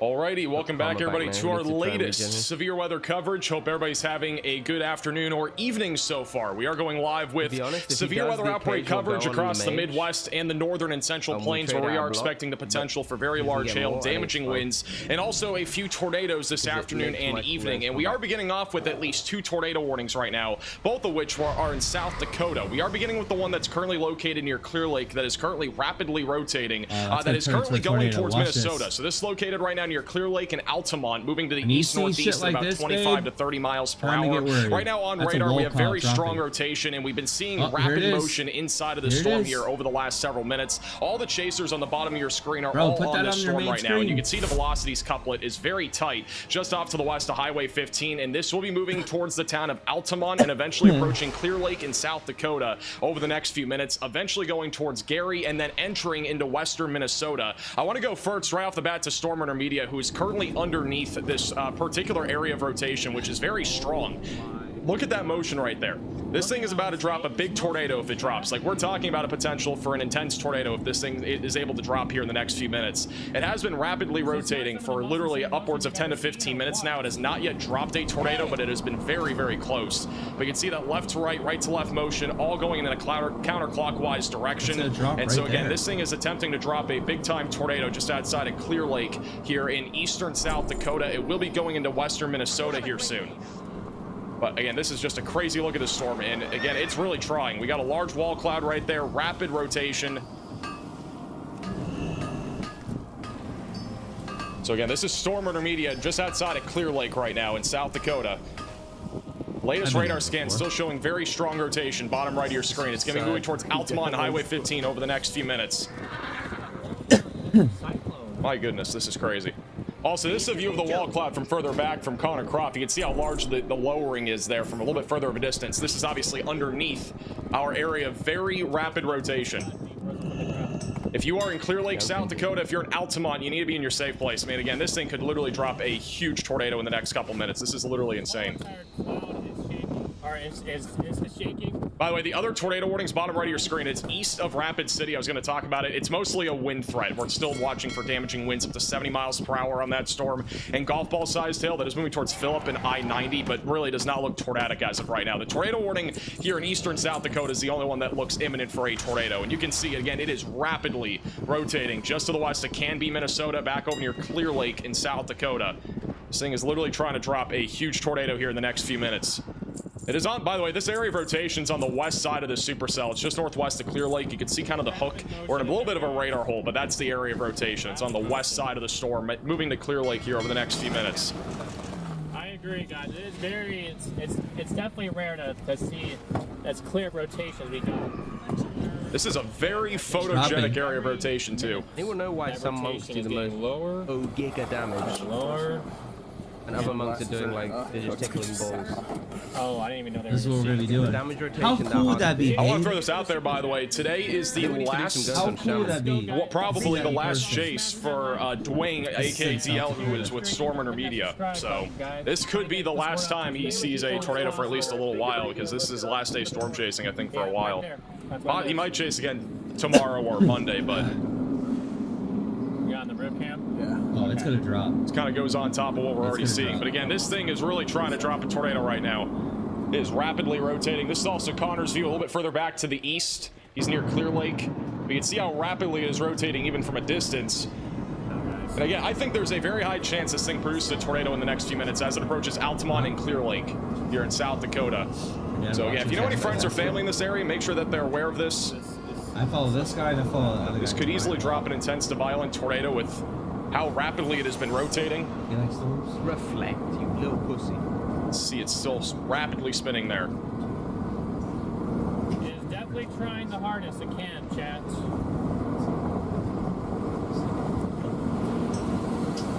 Velocities are bottom right of your screen, approaching Highway 15 over the next few minutes. You saw Vortice? Yeah, on the ground. Holy crap, right there. All right, sounds like extremely close. Extremely close. Tornado is down, it sounds like. So Stormer Media is confirming ground contact. Look at that motion in there. So there is ground contact. We at least have a vortice that is touching down, so there's likely a tornado back in there. Wants to try and dive at us here. It's not condensed. Multiple vortex tornado. All right, so this is a multi-vortex tornado right now near Altamont and Clear Lake in South Dakota. So this is confirmed on the ground now. So we now have officially a tornado in progress in eastern South Dakota. This again could literally become a really big tornado if it's able to fully condense. But there are multiple vortices being seen at the ground. You can just hear the wind in the trees.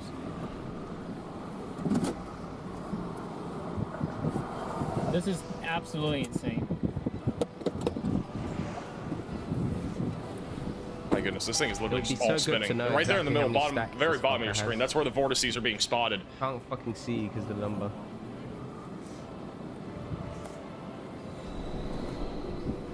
Trying to scan to see what it hit. Oh, here it goes. There it goes, right there on the right. Funnel coming down. That might be the main tornado that's dropping. It's getting a little bit horizontal again. Looks like it's going to fully condense, though, right there in the middle.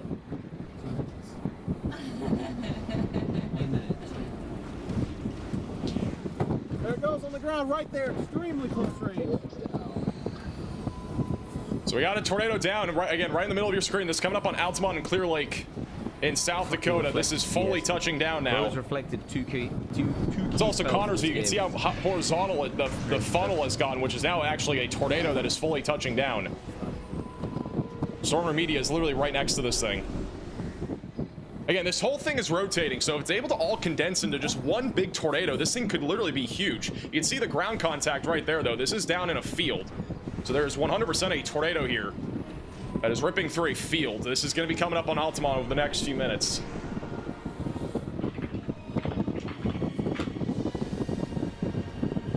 This will be coming up on the Kotau. Where'd that go? It's going to be coming up on the High Mountain Supper Club and Lounge here in a few minutes as well near Altamont. But this is again confirmed in a field. It's near the Kotau Lake on the southwest side of Altamont. But it is fully condensing into a full tornado now. Right now. Okay. Forerunner in now. Yep, there it is, fully condensated.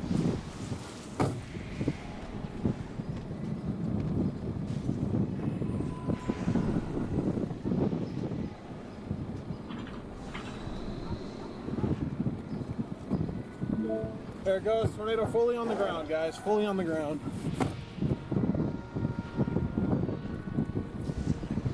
We now officially have a fully condensed tornado again just outside of Clear Lake. Beautiful tour. This is also from Connor.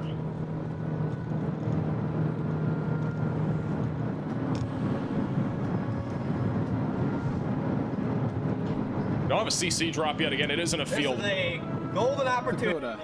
Yep, there she goes. Look at that. Just once again, near Clear Lake, South Dakota. If you're just tuning in, this is a tornado that is in progress. I would fully expect that they will upgrade this at least to confirmed. Look how large it is getting. This thing's getting huge.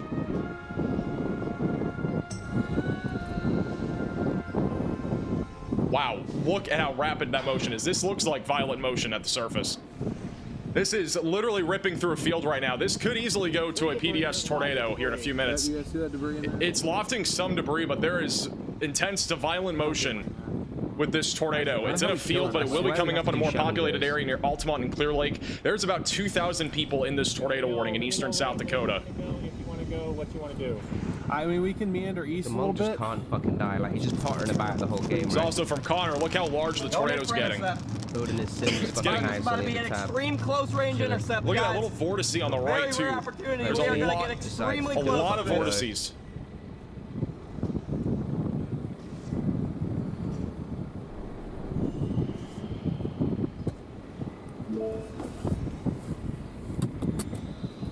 We got a new velocity scan coming in just a second. Once again, if you look bottom right of your screen, it's eastern South Dakota. We can try. Yeah. Yeah, let's do it. This is also tornado Pagey's feed.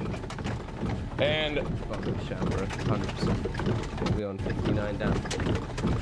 I think did it just happen?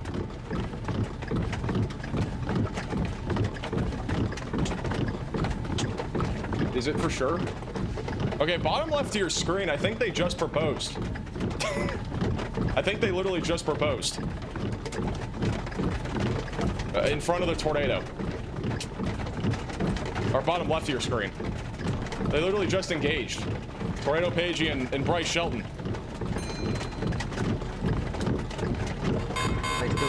This is an urgent alert. A tornado is on the ground. Seek shelter immediately. Yeah, they literally just proposed on the bottom left of your screen. So that just happened.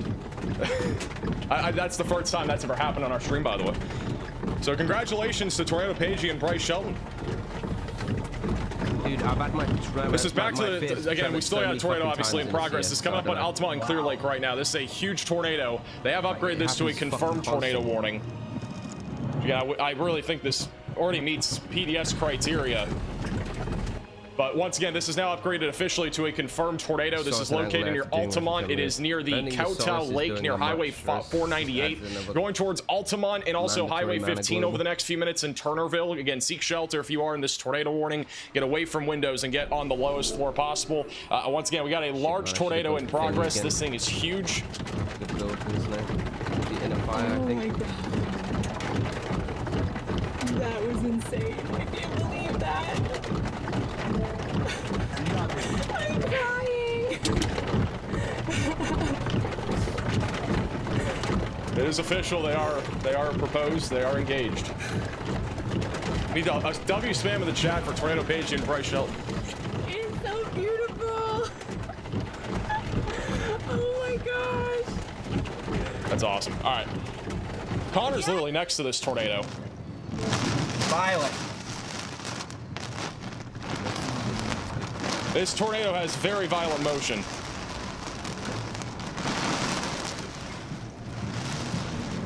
Look at Scott Peak's feed.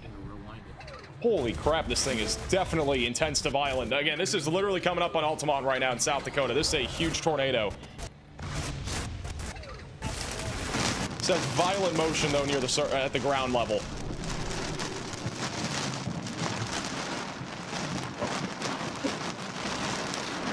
Wow. Gotta watch out for it to wobble.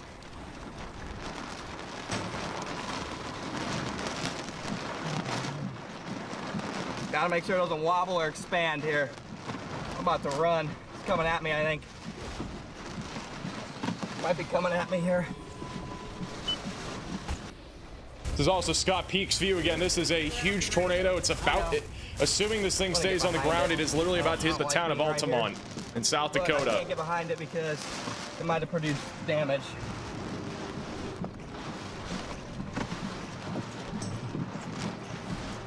We're good. It's starting to get a little bit more rain wrapped. Also, Tornado Pagey's view. Alright, we'll call you back later. I am soaked. I love you. Bye. Right side of your screen.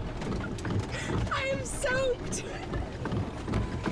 I am so freaking happy. Back over to Connor. Might be roping. Might be roping out now. It's still down. Might be roping out in there. It's coming out to play again. This is also Freddie McKinney's view. A little bit more photogenic from his side. He's a little bit further to the east. It has little vortices wrapping around it. I might take this. Might take this here and take it west. Right, with the comma.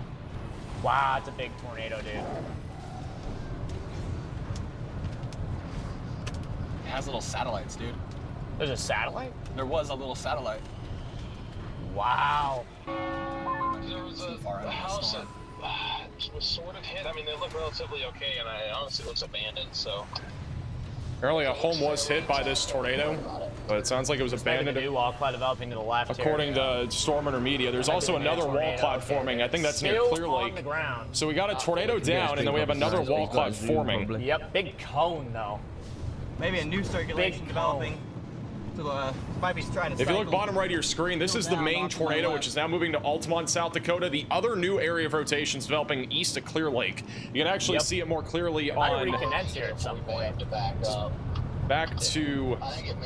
This is back over to Tornado Pagey. You can see the tornado still down. There was another wall cloud though behind them. Just located near. They're on Highway 15 right now. If you're familiar with the area. Are you okay? I love you. Why's he full? Once again, if you're just tuning in, they literally just got engaged on stream. That's why it's emotional. I love it so much. Got engaged right in front of a tornado. How much better could that be? I mean, like. Wow, it's a big tornado, dude. Area. But once again, this is. What it hit. Oh, here it goes. There it goes, right there on the right. Funnel coming down. That might be the main tornado that's dropping.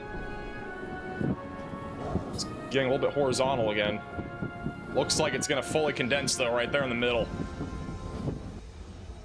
What? For what? I have to be there for you. I'm gonna get ready here in like 2 hours. I need a drink. Right here. Well, he's doing a Shamgo. Looks like it. I'm out of range. I think just putting some damage into the shaman is nice.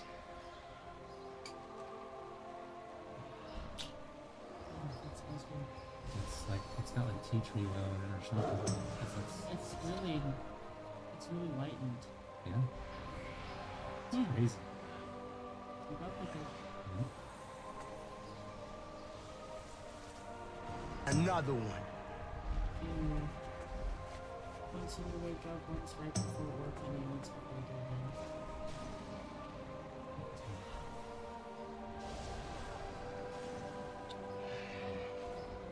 Hurry back to. Alright, we delayed a lot there. Make sure. Bought us some time. You're getting. My clothes. Your clothes. You gonna show me them? See, it's condensing down. Guardian here.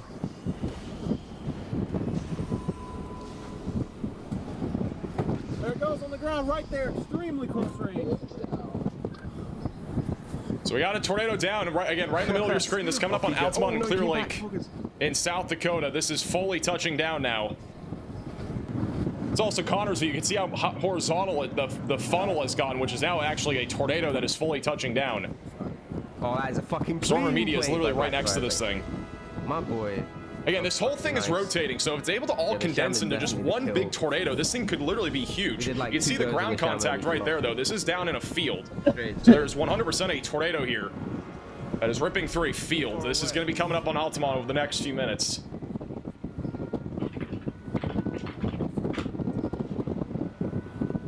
This will be coming up on the Kotau. Where'd that go? It's gonna be coming up in the High Mountain Supper Club and Lounge here in a few minutes as well, near Altamont. But this is again confirmed in a field. It's near the Kotau Lake on the southwest side of Altamont. But it is fully condensing into a full tornado now. Right now. Okay. In now, the atmosphere is fully condensated.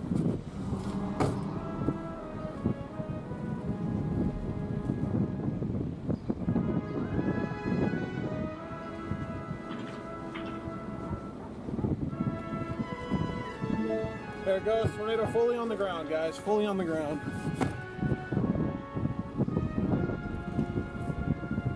We now officially have a fully condensed tornado again just outside of Clear Lake. Twitch chat tier list. This is also from Connor.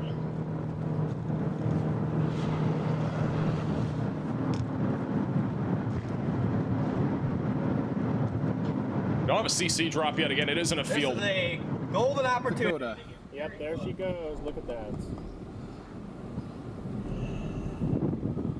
This is once again near Clear Lake, South Dakota. If you're just tuning in, this is a tornado that is in progress. I would fully expect that they will upgrade this at least to confirmed. Look how large it is getting. This thing's getting huge.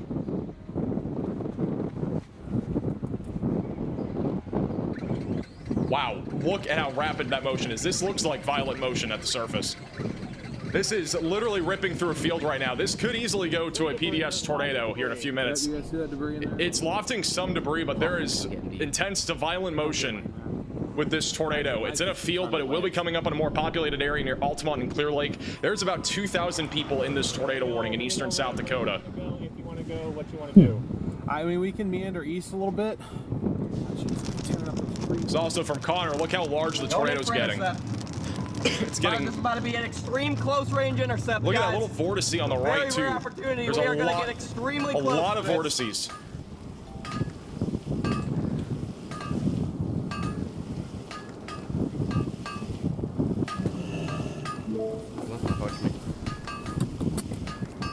We got a new velocity scan coming in just a second. Once again, if you look bottom right of your screen, it's eastern South Dakota.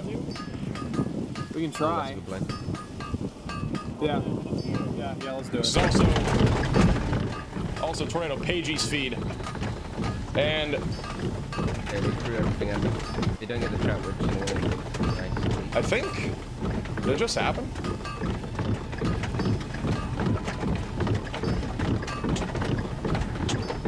Is it for sure? Okay, bottom left of your screen, I think they just proposed. I think they literally just proposed. In front of the tornado. Or bottom left of your screen. They literally just engaged. Tornado Pagey and Bryce Shelton.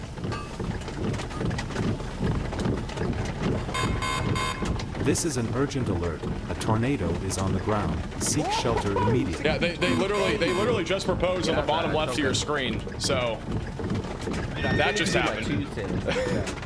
That's the first time that's ever happened on our stream, by the way. So congratulations to Tornado Pagey and Bryce Shelton. This is still not happening. This is back to the, again, we still got a tornado obviously in progress. This is coming up on Altamont and Clear Lake right now. This is a huge tornado. They have upgraded this to a confirmed tornado warning. Yeah, I really think this already meets PDS criteria.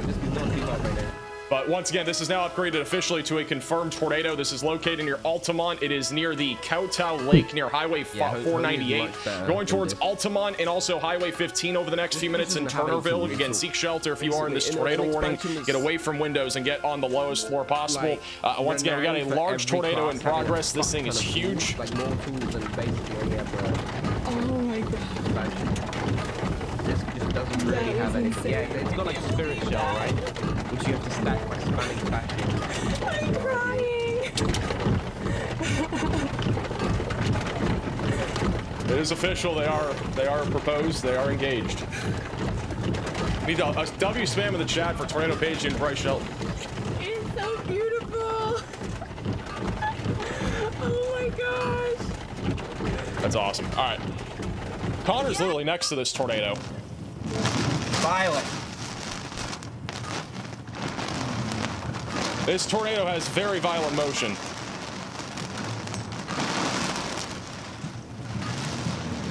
Look at Scott Peaks' Hair feet. Transplant Fund. You can contribute. Holy to crap, this thing is definitely intense to violent. I'll write Again, it this down is in the literally little coming up on Altamont right now in South Dakota. This is a huge tornado. It says violent motion though near the at the ground level.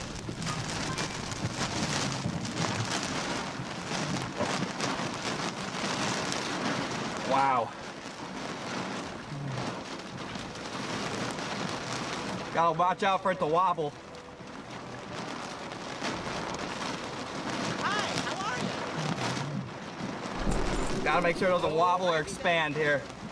I'm about to run. Shave coming at me, I think. Shave head was what was it 4K, 5K? Might be coming at me here. I've had a shave hair fund for like many years. This is also and Scott no Peaks' one's view ever again. This is a huge tornado. It's about, assuming this thing stays on the ground, it is literally about to hit the town of Altamont in South But I Dakota. can't get behind it because it might have produced damage.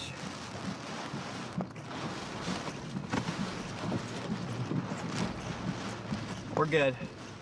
It's starting to get a little bit more rain wrapped. I don't know if you can hear me. Actually, Also, Tornado Page's view. We'll call you back later. It's not Gladdy anymore. Gladdy's not been updated, so I'm using it. Right side of your screen. Body update and Squeaky Boots lens at the moment. So, back over to Connor. So, yeah. Might be roping. Might be roping out now. Still down. Might be roping out in there. It's coming out to play again. But yeah, I think the original. This is also thing Freddie was McKinney's view. $5K. A little bit more photogenic from his side. He's a little bit further to the east. Honestly, this was back in like original little vortices wrapping around it. I might take this. I might take this here and take it west. Wow, it's a big tornado, dude. The stun, if the stun's sleep weak or not in the sub channel in the Discord, I will sort it out tonight. As well as the S-Arena Sweepy Boot stuff. I'll just make sure it's all updated. I can't put that there.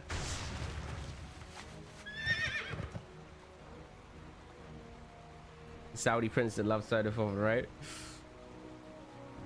How many viewers was I getting in OG MoP? I don't know, like 1K probably, something like that.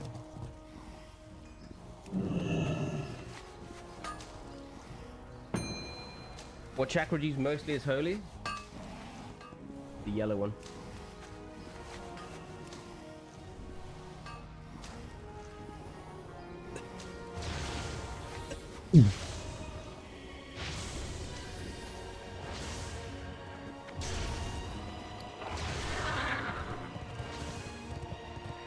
Pleased to meet you. Soul goes to 1K, easy 5K donor. I think it's gonna be a bit. I don't know if I'll still be streaming when Soul gets to 1K, dude. I think that's gonna take a little while, and I think the stream is gonna be ripped well before then, dude.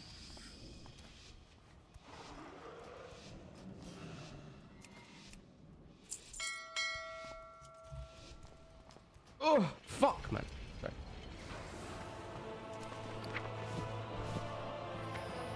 I mean, if Soul goes to 1K this year, we're chilling, no? Then I don't need to quit stream. Then it's fine.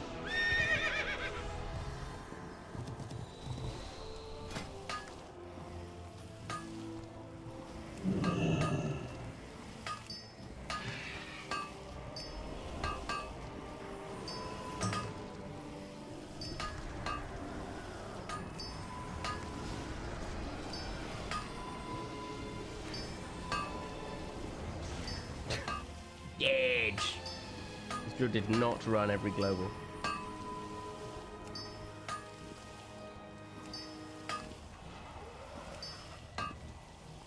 Dude, that would be so good, Sally. If I could just stream for fun, I would. To be fair, I would still stream some WoW, but I would stream a load of other stuff as well.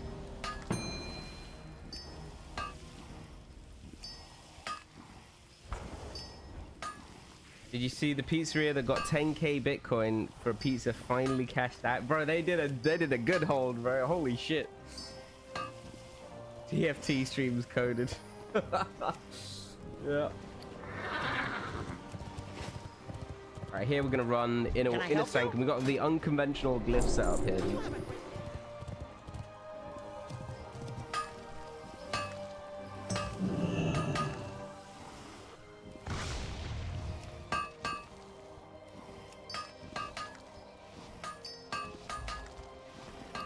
Do you have a macro for switching the chakra? Yeah, I just have the chakra on my bars on mouse. Easy bump.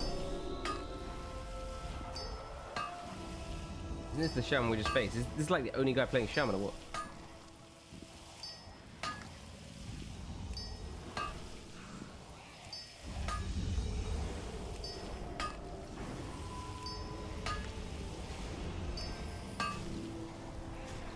Another one. Reflect, huh? Huh? My, you're a tall one. That was a healing tide as well. Be seeing you.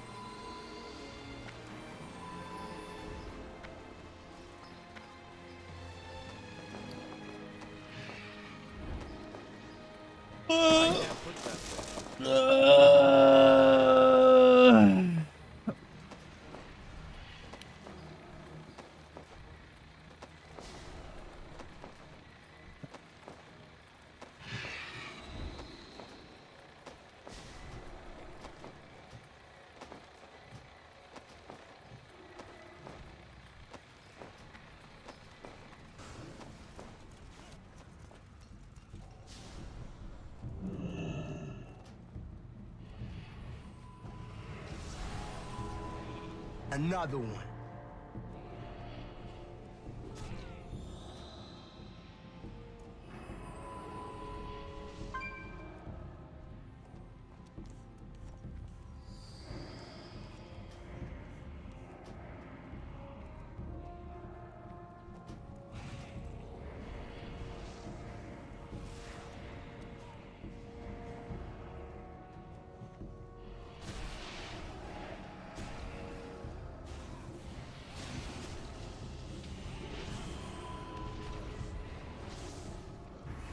I'm just gonna Guardian here because he's popping a lot and I don't need to greed.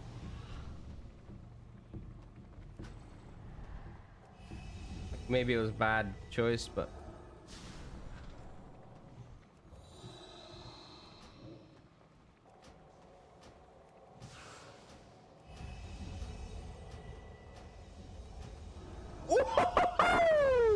Solo! Yo! That was a fatty, dude. It's like 70 felt iron bars. oh my god. Felt iron bars.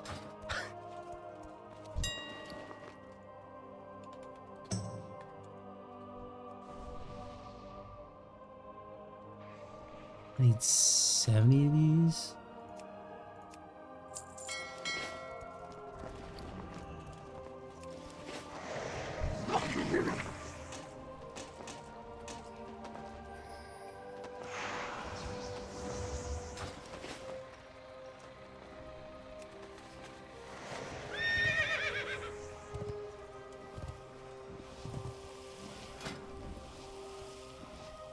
Five-seat restaurant sounds like a vibe.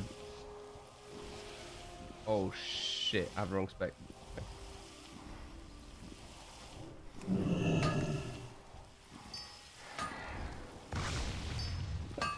Oh my god, I accidentally misclicked.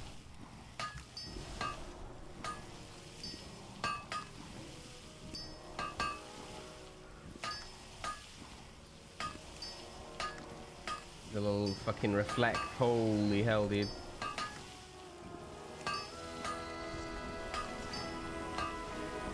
Agreed.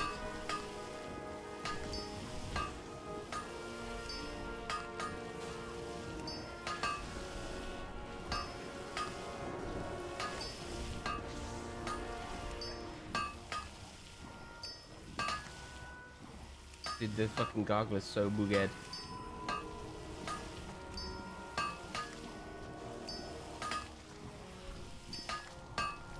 Another one.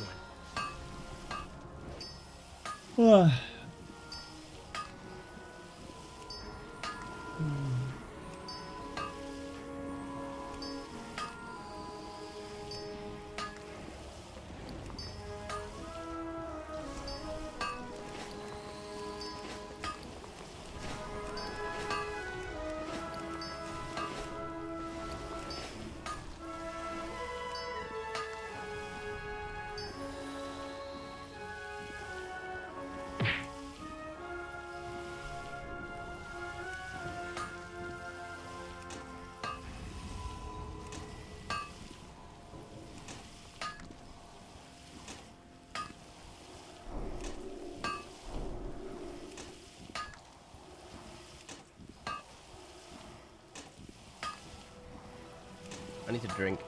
I shouldn't have been purging. I should have just gone for the drink. We had bad opener, but we get the CDs back. 1 minute.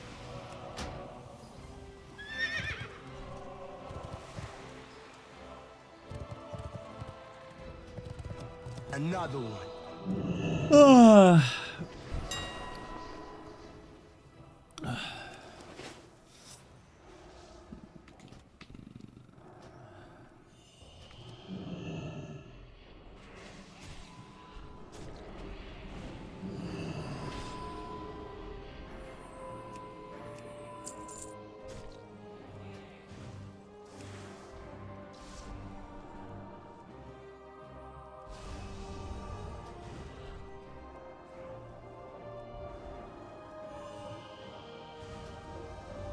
Dude, the reflects are fucking real.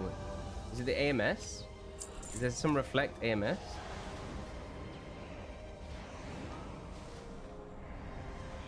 Ooh, he's in the ground, boys. He's in the fucking ground. That shaman ain't coming back. I'm gonna go for it now. Actually, he might get flushed. He's back. What the hell? That guy's a technician.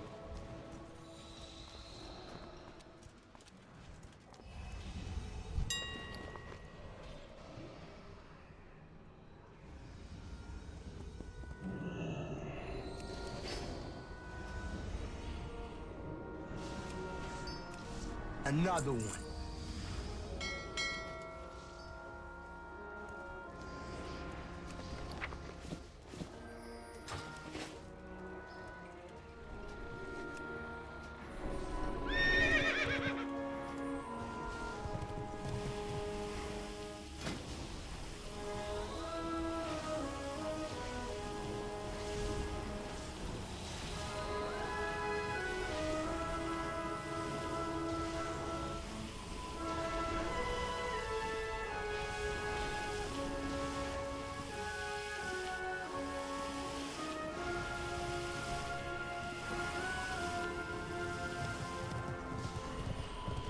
Do I need another 40 of these?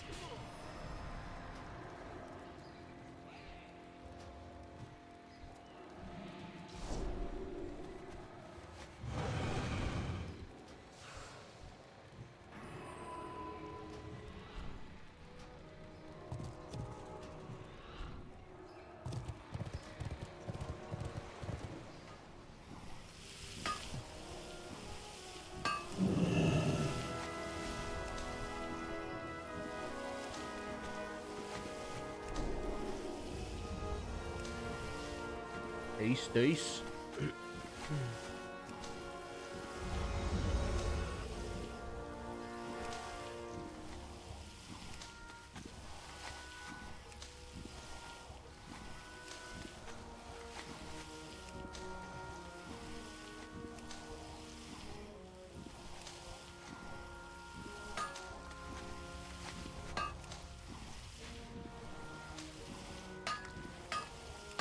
Just people going to Vietnam living like emperors.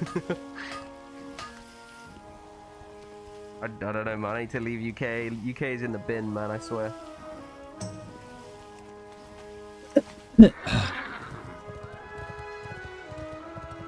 Hey!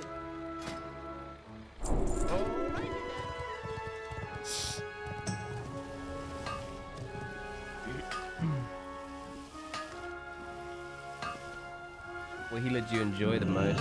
Priest for sure, dude. Holy priest. Oh, babe, bro. You already know. Ooh, we got a mirror. I'm doing a field game, dude. No one expects the field game.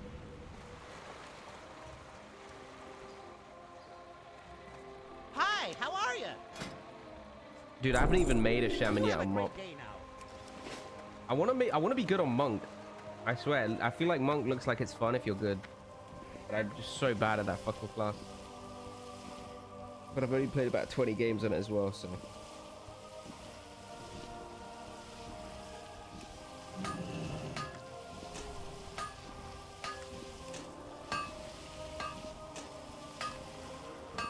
Fuck, how did I not click?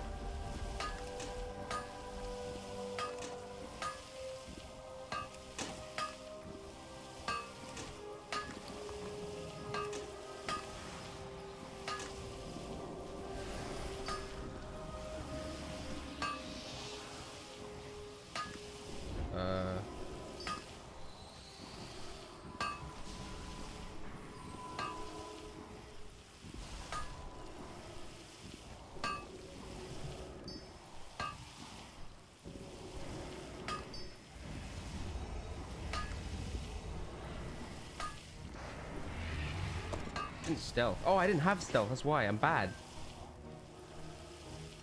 I was gonna say I stealthed so much before I got CC'd here.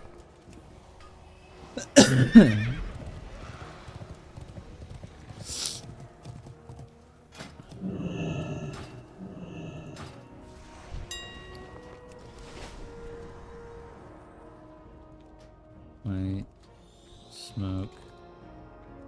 Flare.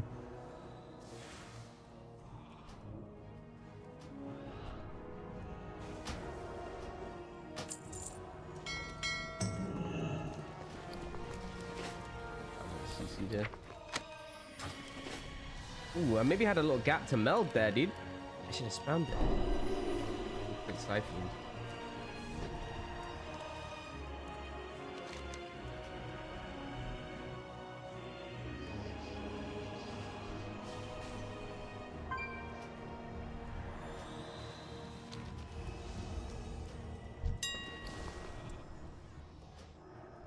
I can't put that there.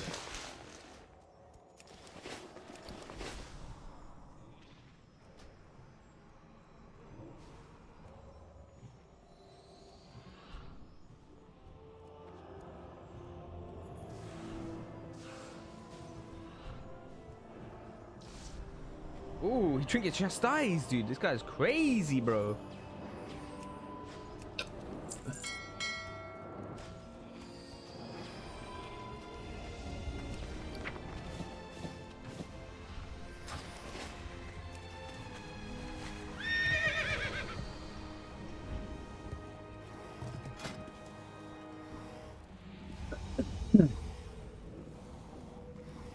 Should have buffed the field earlier, that way that if he trinket it would have been useless.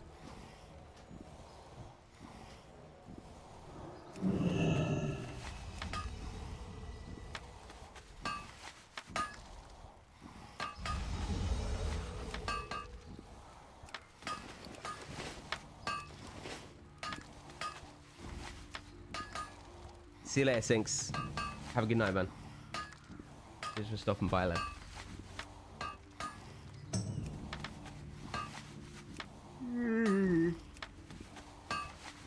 I'm tired today, man. I don't know why.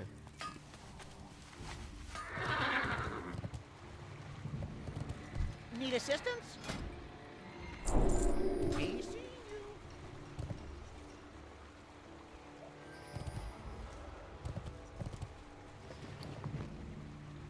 I can't put that there.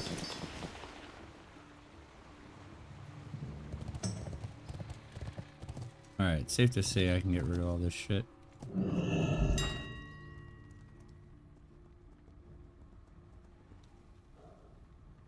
We're not in cute. Dude, my talent swapping today has been so poor. I swear, it's been so bad. I feel like I'm so, like, I don't know, low energy today. It's not great. You know, some days I feel like I've like got proper like good energy, good vibes. And today I feel like the vibes are alright, but I just feel like energy is low. Maybe I'll get a coffee. Alright, let's do it.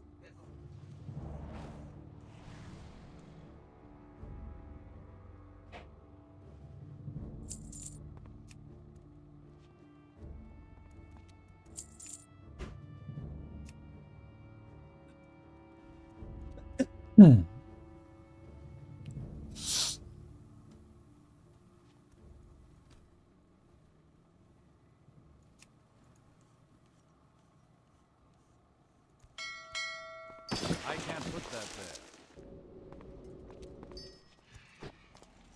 Alright, what do I need? Cobalt bars.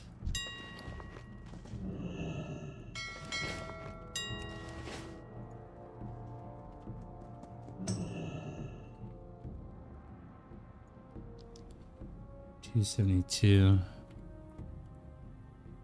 Oh, that's a big. That's the most.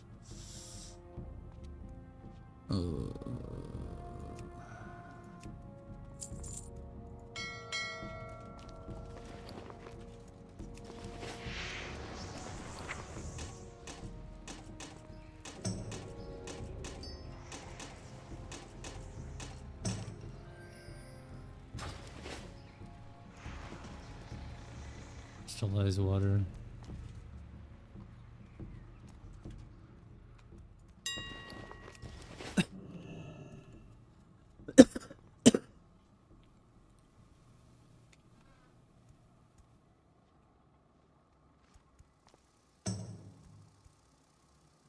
I need 60, 80 of these.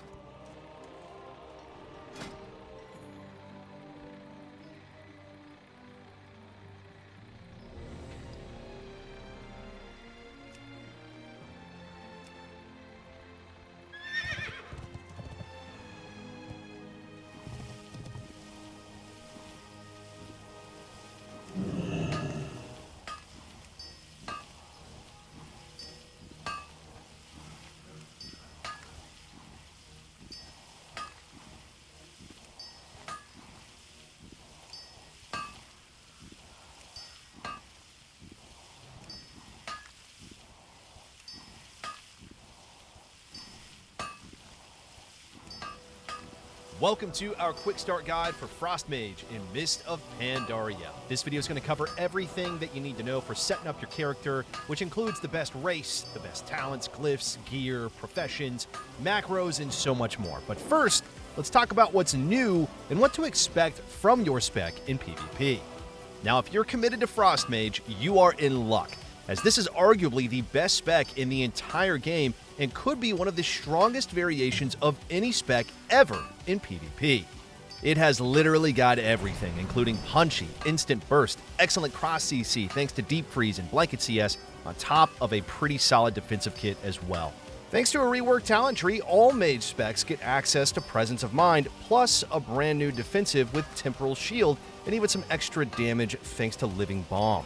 MoP is also the expansion to introduce Alter Time, which was much stronger in its original form, as it even preserved buffs like Fingers of Frost, Brain Freeze, and any trinket procs, allowing this ability to be used offensively for massive, massive damage. But before we start with all that, this is just the first part in our Mist of Pandaria series. Our complete courses, including healing, damage, and playstyle guides, they are all available exclusively at skillcap.com. For the past few months, we've been working alongside the best and the most dedicated players ever in Mist of Pandaria. And right now, you can get ahead of 90% of players instantly thanks to our revamped courses, which teach you literally everything you need to know. And that's why we continue to offer a 400 rating gain guarantee across all of our games. So whether you want to experience MoP Classic or hop into retail, be sure to click the discount link below in order to get started. But for now, let's get back to the video. Alright, so it is time to make the very first decision before you even step foot into the game. Picking your race. Racials, they matter a lot in Classic, and MoP is no different. Now, if you plan on playing Alliance, then Human is going to be best without question. In fact, for many DPS, this will be the best race in the entire game. Why is that? Well, thanks to the Will to Survive racial, humans are able to wear 2 damage trinkets, which is a really big deal, since trinket procs and effects represent a massive power spike. Now, if you want to play Horde, Orc is definitely going to be your best option here. Hardiness is arguably the best racial passive in the game, offering 15% stun reduction, which even stacks with similar effects. Not to mention Blood Fury, which is also a huge power spike, acting as a pseudo on-use trinket. Now, in the event you really don't want to play Orc, then Undead is still a viable alternative. Will of the Forsaken is more relevant in MoP given the popularity of Warriors and Warlocks. Also, come on man, the casting animations, they're worth it on their own, right? But now, to the video. Alright, so it is time to make the very first decision before you even step foot into the game. Picking your race. Racials, they matter a lot in Classic, and MoP is no different. Now, if you plan on playing Alliance, then Human is going to be best without question. In fact, for many DPS, this will be the best race in the entire game. Why is that? Well, thanks to the Will to Survive racial, humans are able to wear 2 damage trinkets, which is a really big deal, since trinket procs and effects represent a massive power spike. Now, if you want to play Horde, Orc is definitely going to be your best option here. Hardiness is arguably the best racial passive in the game, offering 15% stun reduction, which even stacks with similar effects. Not to mention Blood Fury, which is also a huge power spike, acting as a pseudo on-use trinket. Now, in the event you really don't want to play Orc, then Undead is still a viable alternative. Will of the Forsaken is more relevant in MoP given the popularity of Warriors and Warlocks. Also, come on man, the casting animations, they're worth it on their own, right? But now, let's talk about talents and glyphs, which both received an overhaul going into the expansion and are now much more streamlined. The first row of talents is more flexible than most people realize here. Presence of Mind is a good talent to soft lock and is the right choice in comps where you're going to win through setups. It can be difficult to land polymorphs in MoP, especially with the popularity of Resto Druids, and Palm definitely makes things easier. Now with that said, don't sleep on Blazing Speed either. This is a great defensive option, especially into melee cleaves when your team is less reliant on CC setups to win. Overall, melee have less mobility in MoP compared to other expansions, and this can definitely give you an edge. Moving on to the next row, all 3 talents are good in specific context. Now while it might seem a little bit strange, we do recommend soft locking Flame Glow for 3v3. Its damage reduction might not seem like much, but it applies to every single attack you take, which quickly adds up over the course of a game against teams with high sustain damage. Now with that in mind, Temporal Shield can be picked up into Burst Here, CC Heavy 3v3 comps. It can be pressed while stunned, converting damage into a hot and even reducing damage taken by 15% in the process. Finally, Ice Barrier does have its value in 2v2 or even in duels when you don't have the support of a healer. We also have options for our level 45 talents. Ring of Frost should be your default pick though, especially into Resto Druids since it allows you to deep palm ring. And with that said, Frostjaw is definitely playable into other healers and can be used to cross CC or set up deep freezes. This talent is played mostly by fire mages, but most of the time you're going to be playing Ring of Frost. Finally, Ice Ward can be good into double melee teams. It can be put on friendly players, which makes it great when you're playing with a less mobile caster in order to help them kite. Now, fortunately, the rest of our talents are pretty dang straightforward. We're always going to pick Cold Snap since it's going to give us an extra ice block and will even heal us for 30% of our HP. And for the next row, we're always going to play Living Bomb. Not only does it give us a passive source of damage on a separate spell school, but we can even min-max it a lot with Shatter, which you could learn more about in our Mage course after this. For our final row, we're always going to play Incanter's Ward. This is going to provide us with a small shield, but more importantly can give us a lot of bonus spell damage if fully absorbed and 6% extra spell damage passively. Now, as far as glyphs are concerned, let's break things down into a few categories here. The only hard-locked choice is Glyph of Armors, which we're going to pick for the added defensive bonus for every shield. It means Molten Armor gives 16% physical damage reduction, and Mage Armor reduces magic debuff durations by 35%, while making it much easier to swap between armors mid-game. We're then going to soft-lock Glyph of Polymorph, which removes all dots on poly targets. We can drop this if we don't have a dot class on our team. Now, we should also soft-lock Glyph of Deep Freeze. This reduces the duration of Deep, but completely removes its GCD, allowing you to seamlessly cross CC. Now, it's also technically better for damage for ourselves if we're going to be deeping the kill target. So we then have a set of flexible glyphs, including Ice Block, which we can choose as an aggressive option into casters. It causes Ice Block to provide 3 seconds of spell immunity when it ends, which can be snapshotted with Alter Time for 6 total seconds of immunity. Glyph of Water Elemental is a good option specifically against melee cleaves or dot classes. These days, people love to kill pets in MoP, and keeping your Water Elemental alive is really going to be important. Finally, if you're playing double DPS 2v2, you should definitely play with Glyph of Evocation, as this is going to make it heal for 60% of your total HP. But now it's time to move on to the exciting bit of this course, gearing your character. Now, luckily, there is absolutely no PvE involved here. First, though, let's talk about our stat priority, which will affect the pieces that we buy and how we gem and enchant them. Intellect is the most important stat by far, as it's going to affect our damage the most. But with that in mind, we need to make sure we're getting 6% hit so our spells don't miss. Then we're going to aim for up to 15% critical strike. Now, this might be hard to do in the earlier seasons, but by getting 15%, we can guarantee our spells always crit with Shatter as long as we have Molten Armor and Arcane Intellecto. Now, following this, we're going to want as much haste as humanly possible, as it makes the game feel so much smoother, and by getting at least 12.5% haste, we're going to get an extra tick on our Living Bomb too. And then Mastery is going to be the lowest on our priority. MoP also introduces 2 new stats, PvP Resilience, which reduces damage taken from enemy players, and PvP Power, which increases healing and your damage done to other players. Both of these stats occur naturally on PvP gear and are the reason why all of your best in-slot gear is going to be from PvP. And while they are important, you really don't need to worry about them when gearing.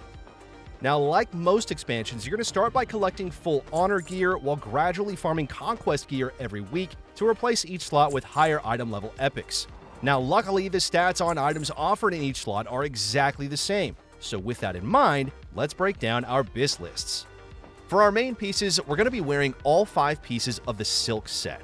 Then for our off pieces, we're going to follow our stat priority, aiming to get gear with crit and haste, and avoiding Mastery while also getting 6% hit. This means getting the Cloak of Cruelty, the Bracers and Belt of Accuracy, Neck and Boots of Alacrity, and then a Ring of Cruelty and Accuracy. For our weapon, we're going to get the Spellblade Dagger and in-game Offhand. You're going to wear 2 PvP trinkets no matter what because of their Resilience set bonus. Now, as a human, we're going to get both intellect damage trinkets. And as an orc, we're going to get the Insignia proc trinket and then the PvP medallion with crit. Luckily, enchants are pretty streamlined in MoP. For our weapon and offhand, we're going to use Jade Spirit, and major intellect. Then for our high ticket enchants, we're going to get the greater crane wing inscription on our shoulders, and then the greater cerulean spell thread on our legs. Then going through our minor enchants, unless we're a tailor, we're going to get superior intellect on our cloak, and no matter what, we'll get glorious stats on our chest, and super intellect on our bracers. Then for our gloves, we're going to go with greater haste. And finally, for our boots, we recommend Pandaren Step for extra movement speed and increased mastery. Then for our gems, we're going to aim to match each socket as long as we get an intellect bonus. For red slots, always use brilliant primordial rubies. Then to match yellow sockets, get reckless vermilion onyx. For blue sockets, we're going to go mysterious imperial amethyst or veiled imperial amethyst if we're below hit cap. Then for our meta gem, we're going to get the burning primal diamond for maximum damage. And don't forget here, you get an extra prismatic socket in your belt with the living steel belt buckle. So once you have everything geared and enchanted, be sure to head over to the Reforger to fine-tune your stats. Now, as far as reforging is concerned, we're going to simply stick to our stat priority, aiming to get hit cap if needed, and prioritizing moving mastery into haste or crit. Now, just like other classic expansions, professions do matter in Mist of Pandaria. As a DPS, there are two distinct routes you can take here, but no matter what, you should always get tailoring if possible. Tailoring offers a unique cloak enchant that can proc an extra 2,000 intellect for 15 seconds, which is absurdly strong. Then for your first route, you can choose engineering for the Synapse Springs Glove enchant, which is an on-use effect that gives extra main stat for 10 seconds on a 1-minute cooldown. The other route is to go for raw stats, picking up other non-gathering profession for a boost to our main stat. Now, do note that all professions offer the same static bonus to main stats. Just avoid any gathering professions. Now, normally we would give you some macros here, but to make things even easier, we have got everything you need on our article site. There you can copy and paste each macro one by one instead of needing to manually type in game. But before we go, you really don't want to miss this opportunity to get a massive head start on the competition with our 400 rating gain guarantee. Our courses and arena commentaries, they literally have everything you need to help you reach your goals. Regardless of how easy or how hard your class is to play, we've got you covered here. So head on over to skillcap.com and sign up today to start your journey to Gladiator.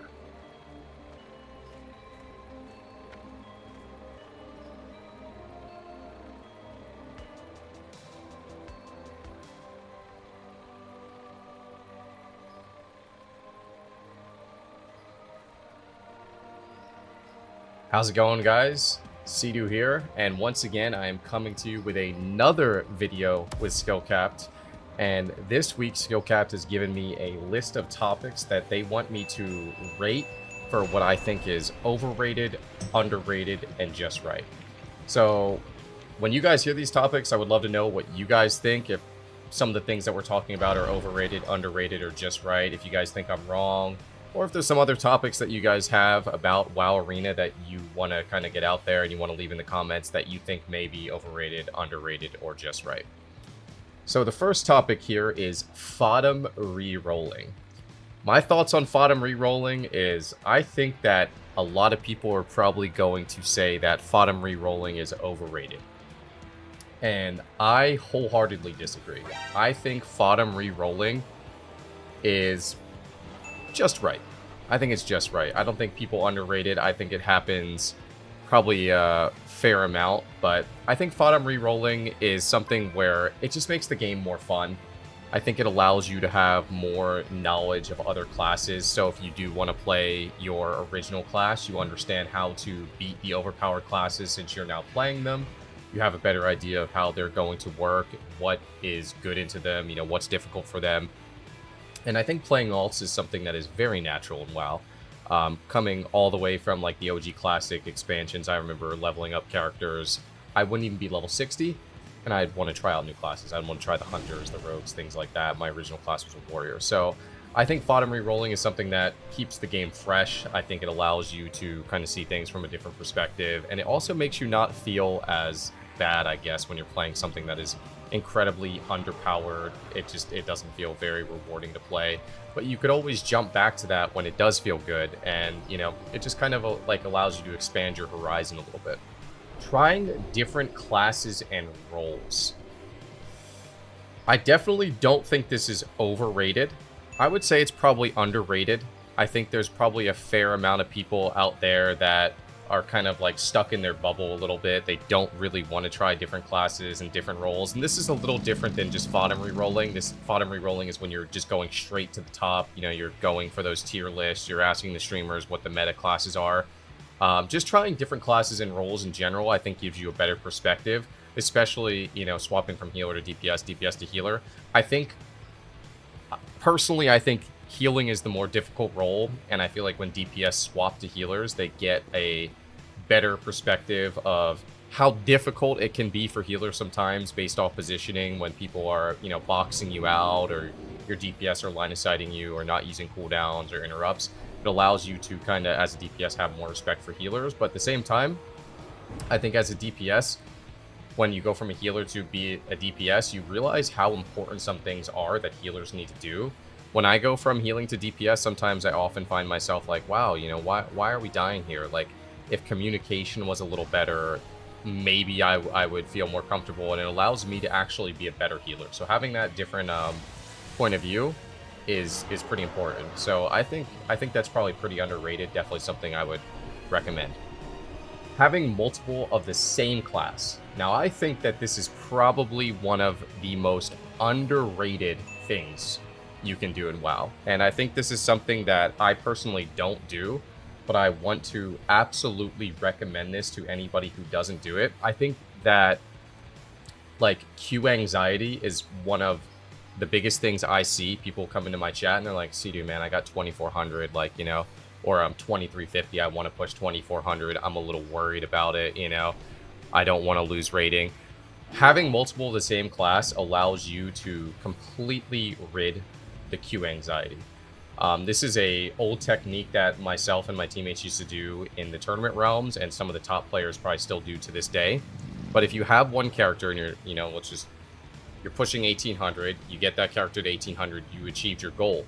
Do you want to push it higher? Well, if you queue your lower character, you try to pass the 1800 mark, and once it gets higher, now you can safely queue this character without risking its rating. You know, you kind of are able to bounce off of each other and completely get rid of the queue anxiety of having to, you know, drop down in rating. And it also allows you to be a little bit more flexible with the compositions that you queue. You can queue some off-meta stuff. You don't need to worry about your win-loss. You don't need to worry about, you know, finding people who are the exact same rating as you in the LFG or things like that. So I think that it's very, very underrated to have multiple of the same class, and definitely something that I think a lot of players should do. So having good keybinds, this is something that is probably very underrated. I would say a lot of people probably do this, try to have good keybinds, but you definitely want your quick to react keybinds like trinkets, defensive cooldowns, offensive cooldowns, interrupts. I'm talking to you DPS players, to be on a very easy keybind to press. That way you can use it very frequently while not feeling like you have to adjust your finger too much. A lot of people always ask me, like, hey, what are your keybinds for targeting friendlies and targeting enemies? And you definitely want to be able to cycle through those really, really well. And to this day, I still adjust my keybinds, and I'm talking about keybinds that I've had for a very long time. In this expansion specifically, I changed my keybind on Unleash Life, which came back all the way from Cataclysm, from Shift 1 to 4. 4 is just a lot easier to press. And I found like I was adjusting my keybind to Shift 1, adjusting my hand from Shift 1, and it kind of felt unnatural. But not only that, having keybinds that you can kind of press like a good keybind, if there's like off global abilities that you need to press, that you can have, you know, your fingers in a position where you could do multiple. For example, on like Shaman, if I wanted to do like Ascendance and NS, I think they used to be off global, I'm actually able to press Shift 4 and Shift 2 at the same time. So you could see like that's a quote unquote good keybind. But I also have some pretty awkward keybinds, like my Healing Tide is Control B, which obviously, you know, then it kind of messes me a little bit. So having like good keybinds is definitely something that's pretty underrated. Having awkward keybinds, it's going to make your class feel not as smooth. So those those keybinds that you press very frequently, you definitely want kind of on the no modifier. The no modifier keybind. No controls, no alts, no shifts. And then you try to put the ones that you press less frequently on the more awkward keybinds. And I think kind of doing like an overhaul of your keybinds can definitely allow you to kind of bump your rating up a little bit. And to note on that, having universal keybinds, we were talking about, you know, bottom re-rolling, trying different classes, different roles, things like that. Having universal keybinds is going to make it very easy to jump between class to class. You know, you have your defensive cooldowns on the same button, or your interrupts on the same buttons, your trinkets, things like that, all on the same buttons. It's gonna feel pretty easy to jump from class to class. You know, when I play Resto Druid recently, they recently got Skull Bash in this patch. I immediately changed my keybinds. Bear Form was my Wind Shear keybind. I immediately switched that. Bear Form is my old Bear Form bind is now my Wind Shear bind. I'm already using Arena Shear 1, 2, or Skull Bash 1, 2, 3 on my Druid. Just because having those universal keybinds allows you to move between classes very smoothly, and it allows that muscle memory to kind of build up. Like, oh, I'm dying, I'm on a new class, but my Shift F is my evasion, and now I'm on a Rep Pally, it's my Shield of Vengeance, things like that. So definitely want to try to keep some of those universal keybinds. That way it's easier. VOD reviewing. This is probably also a very underrated technique to allow players to get better. I would say a lot of people probably do not use this, especially, you know, if you're someone who doesn't stream. But if you just record your games, it's super easy to do. OBS, you just set it to, you know, your videos in your computer. You don't need like a good computer or anything. Specifically, if you feel like you don't stream because it's too taxing on your PC, or you don't have good enough internet, this isn't going to be a problem for you. As a professional player, VOD reviewing is still like one of the #1 ways I can learn. It allows you to be very nitpicky, like, oh man, why did we die here? Oh my goodness, I got CC'd, I had an interrupt available, or, you know, why is my positioning, like, why am I just kind of like migrating to the middle of the map? Because I don't know why sometimes I just do that. I want to kind of like get in the mix a little bit. You know, I end up pushing off a pillar or getting crowd controlled. Or you could just kind of see like what teams did to like set up kills on you. Like, oh, they pushed in at this time. Well, why did we lose here? We were trying to be aggressive. We had no cooldowns available. VOD reviewing is one of the #1 ways to improve your gameplay overall. It's super underrated. I don't think anyone out of like top, you know, couple percentage probably do it, but it's something that you should probably do at every single bracket, because it'll absolutely help you to improve.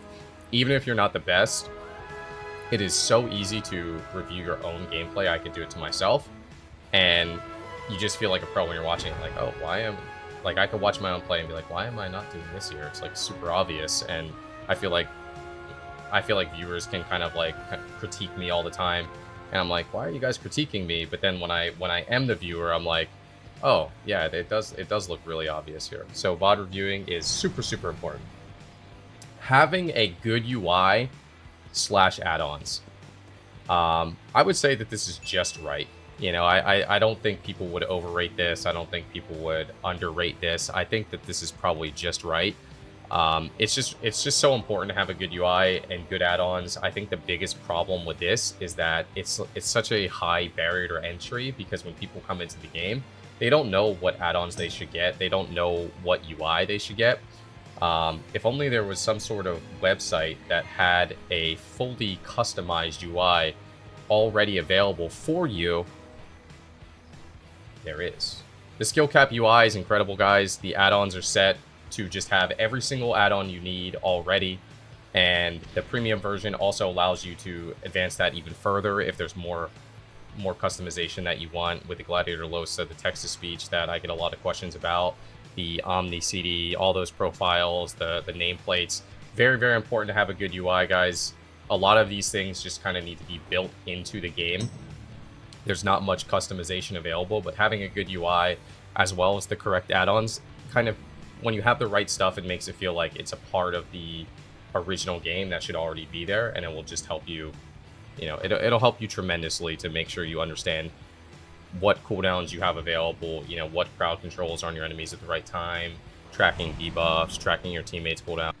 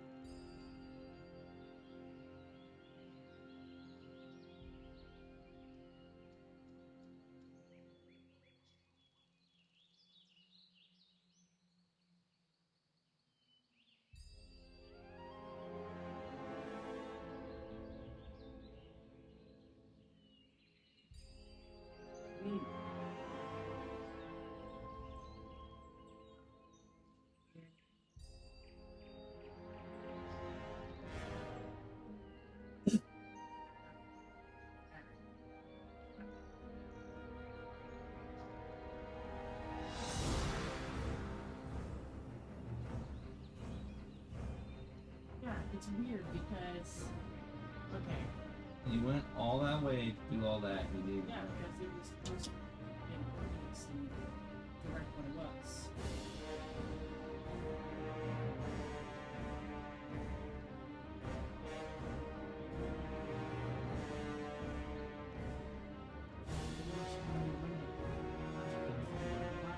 Because I found out when I was there. Tony's up to some new location.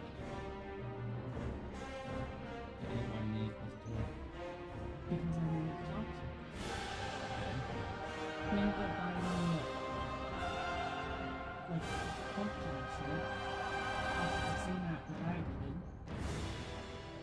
I only found out because I saw his phone number on the receipt.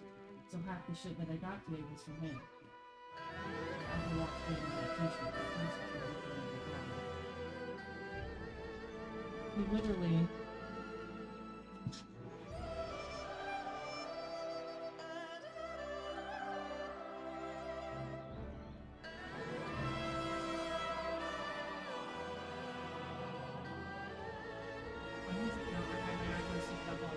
because when he was on equipment, he bought me some stuff. I had it shipped to my house, and apparently never got rid of it. So, switch around.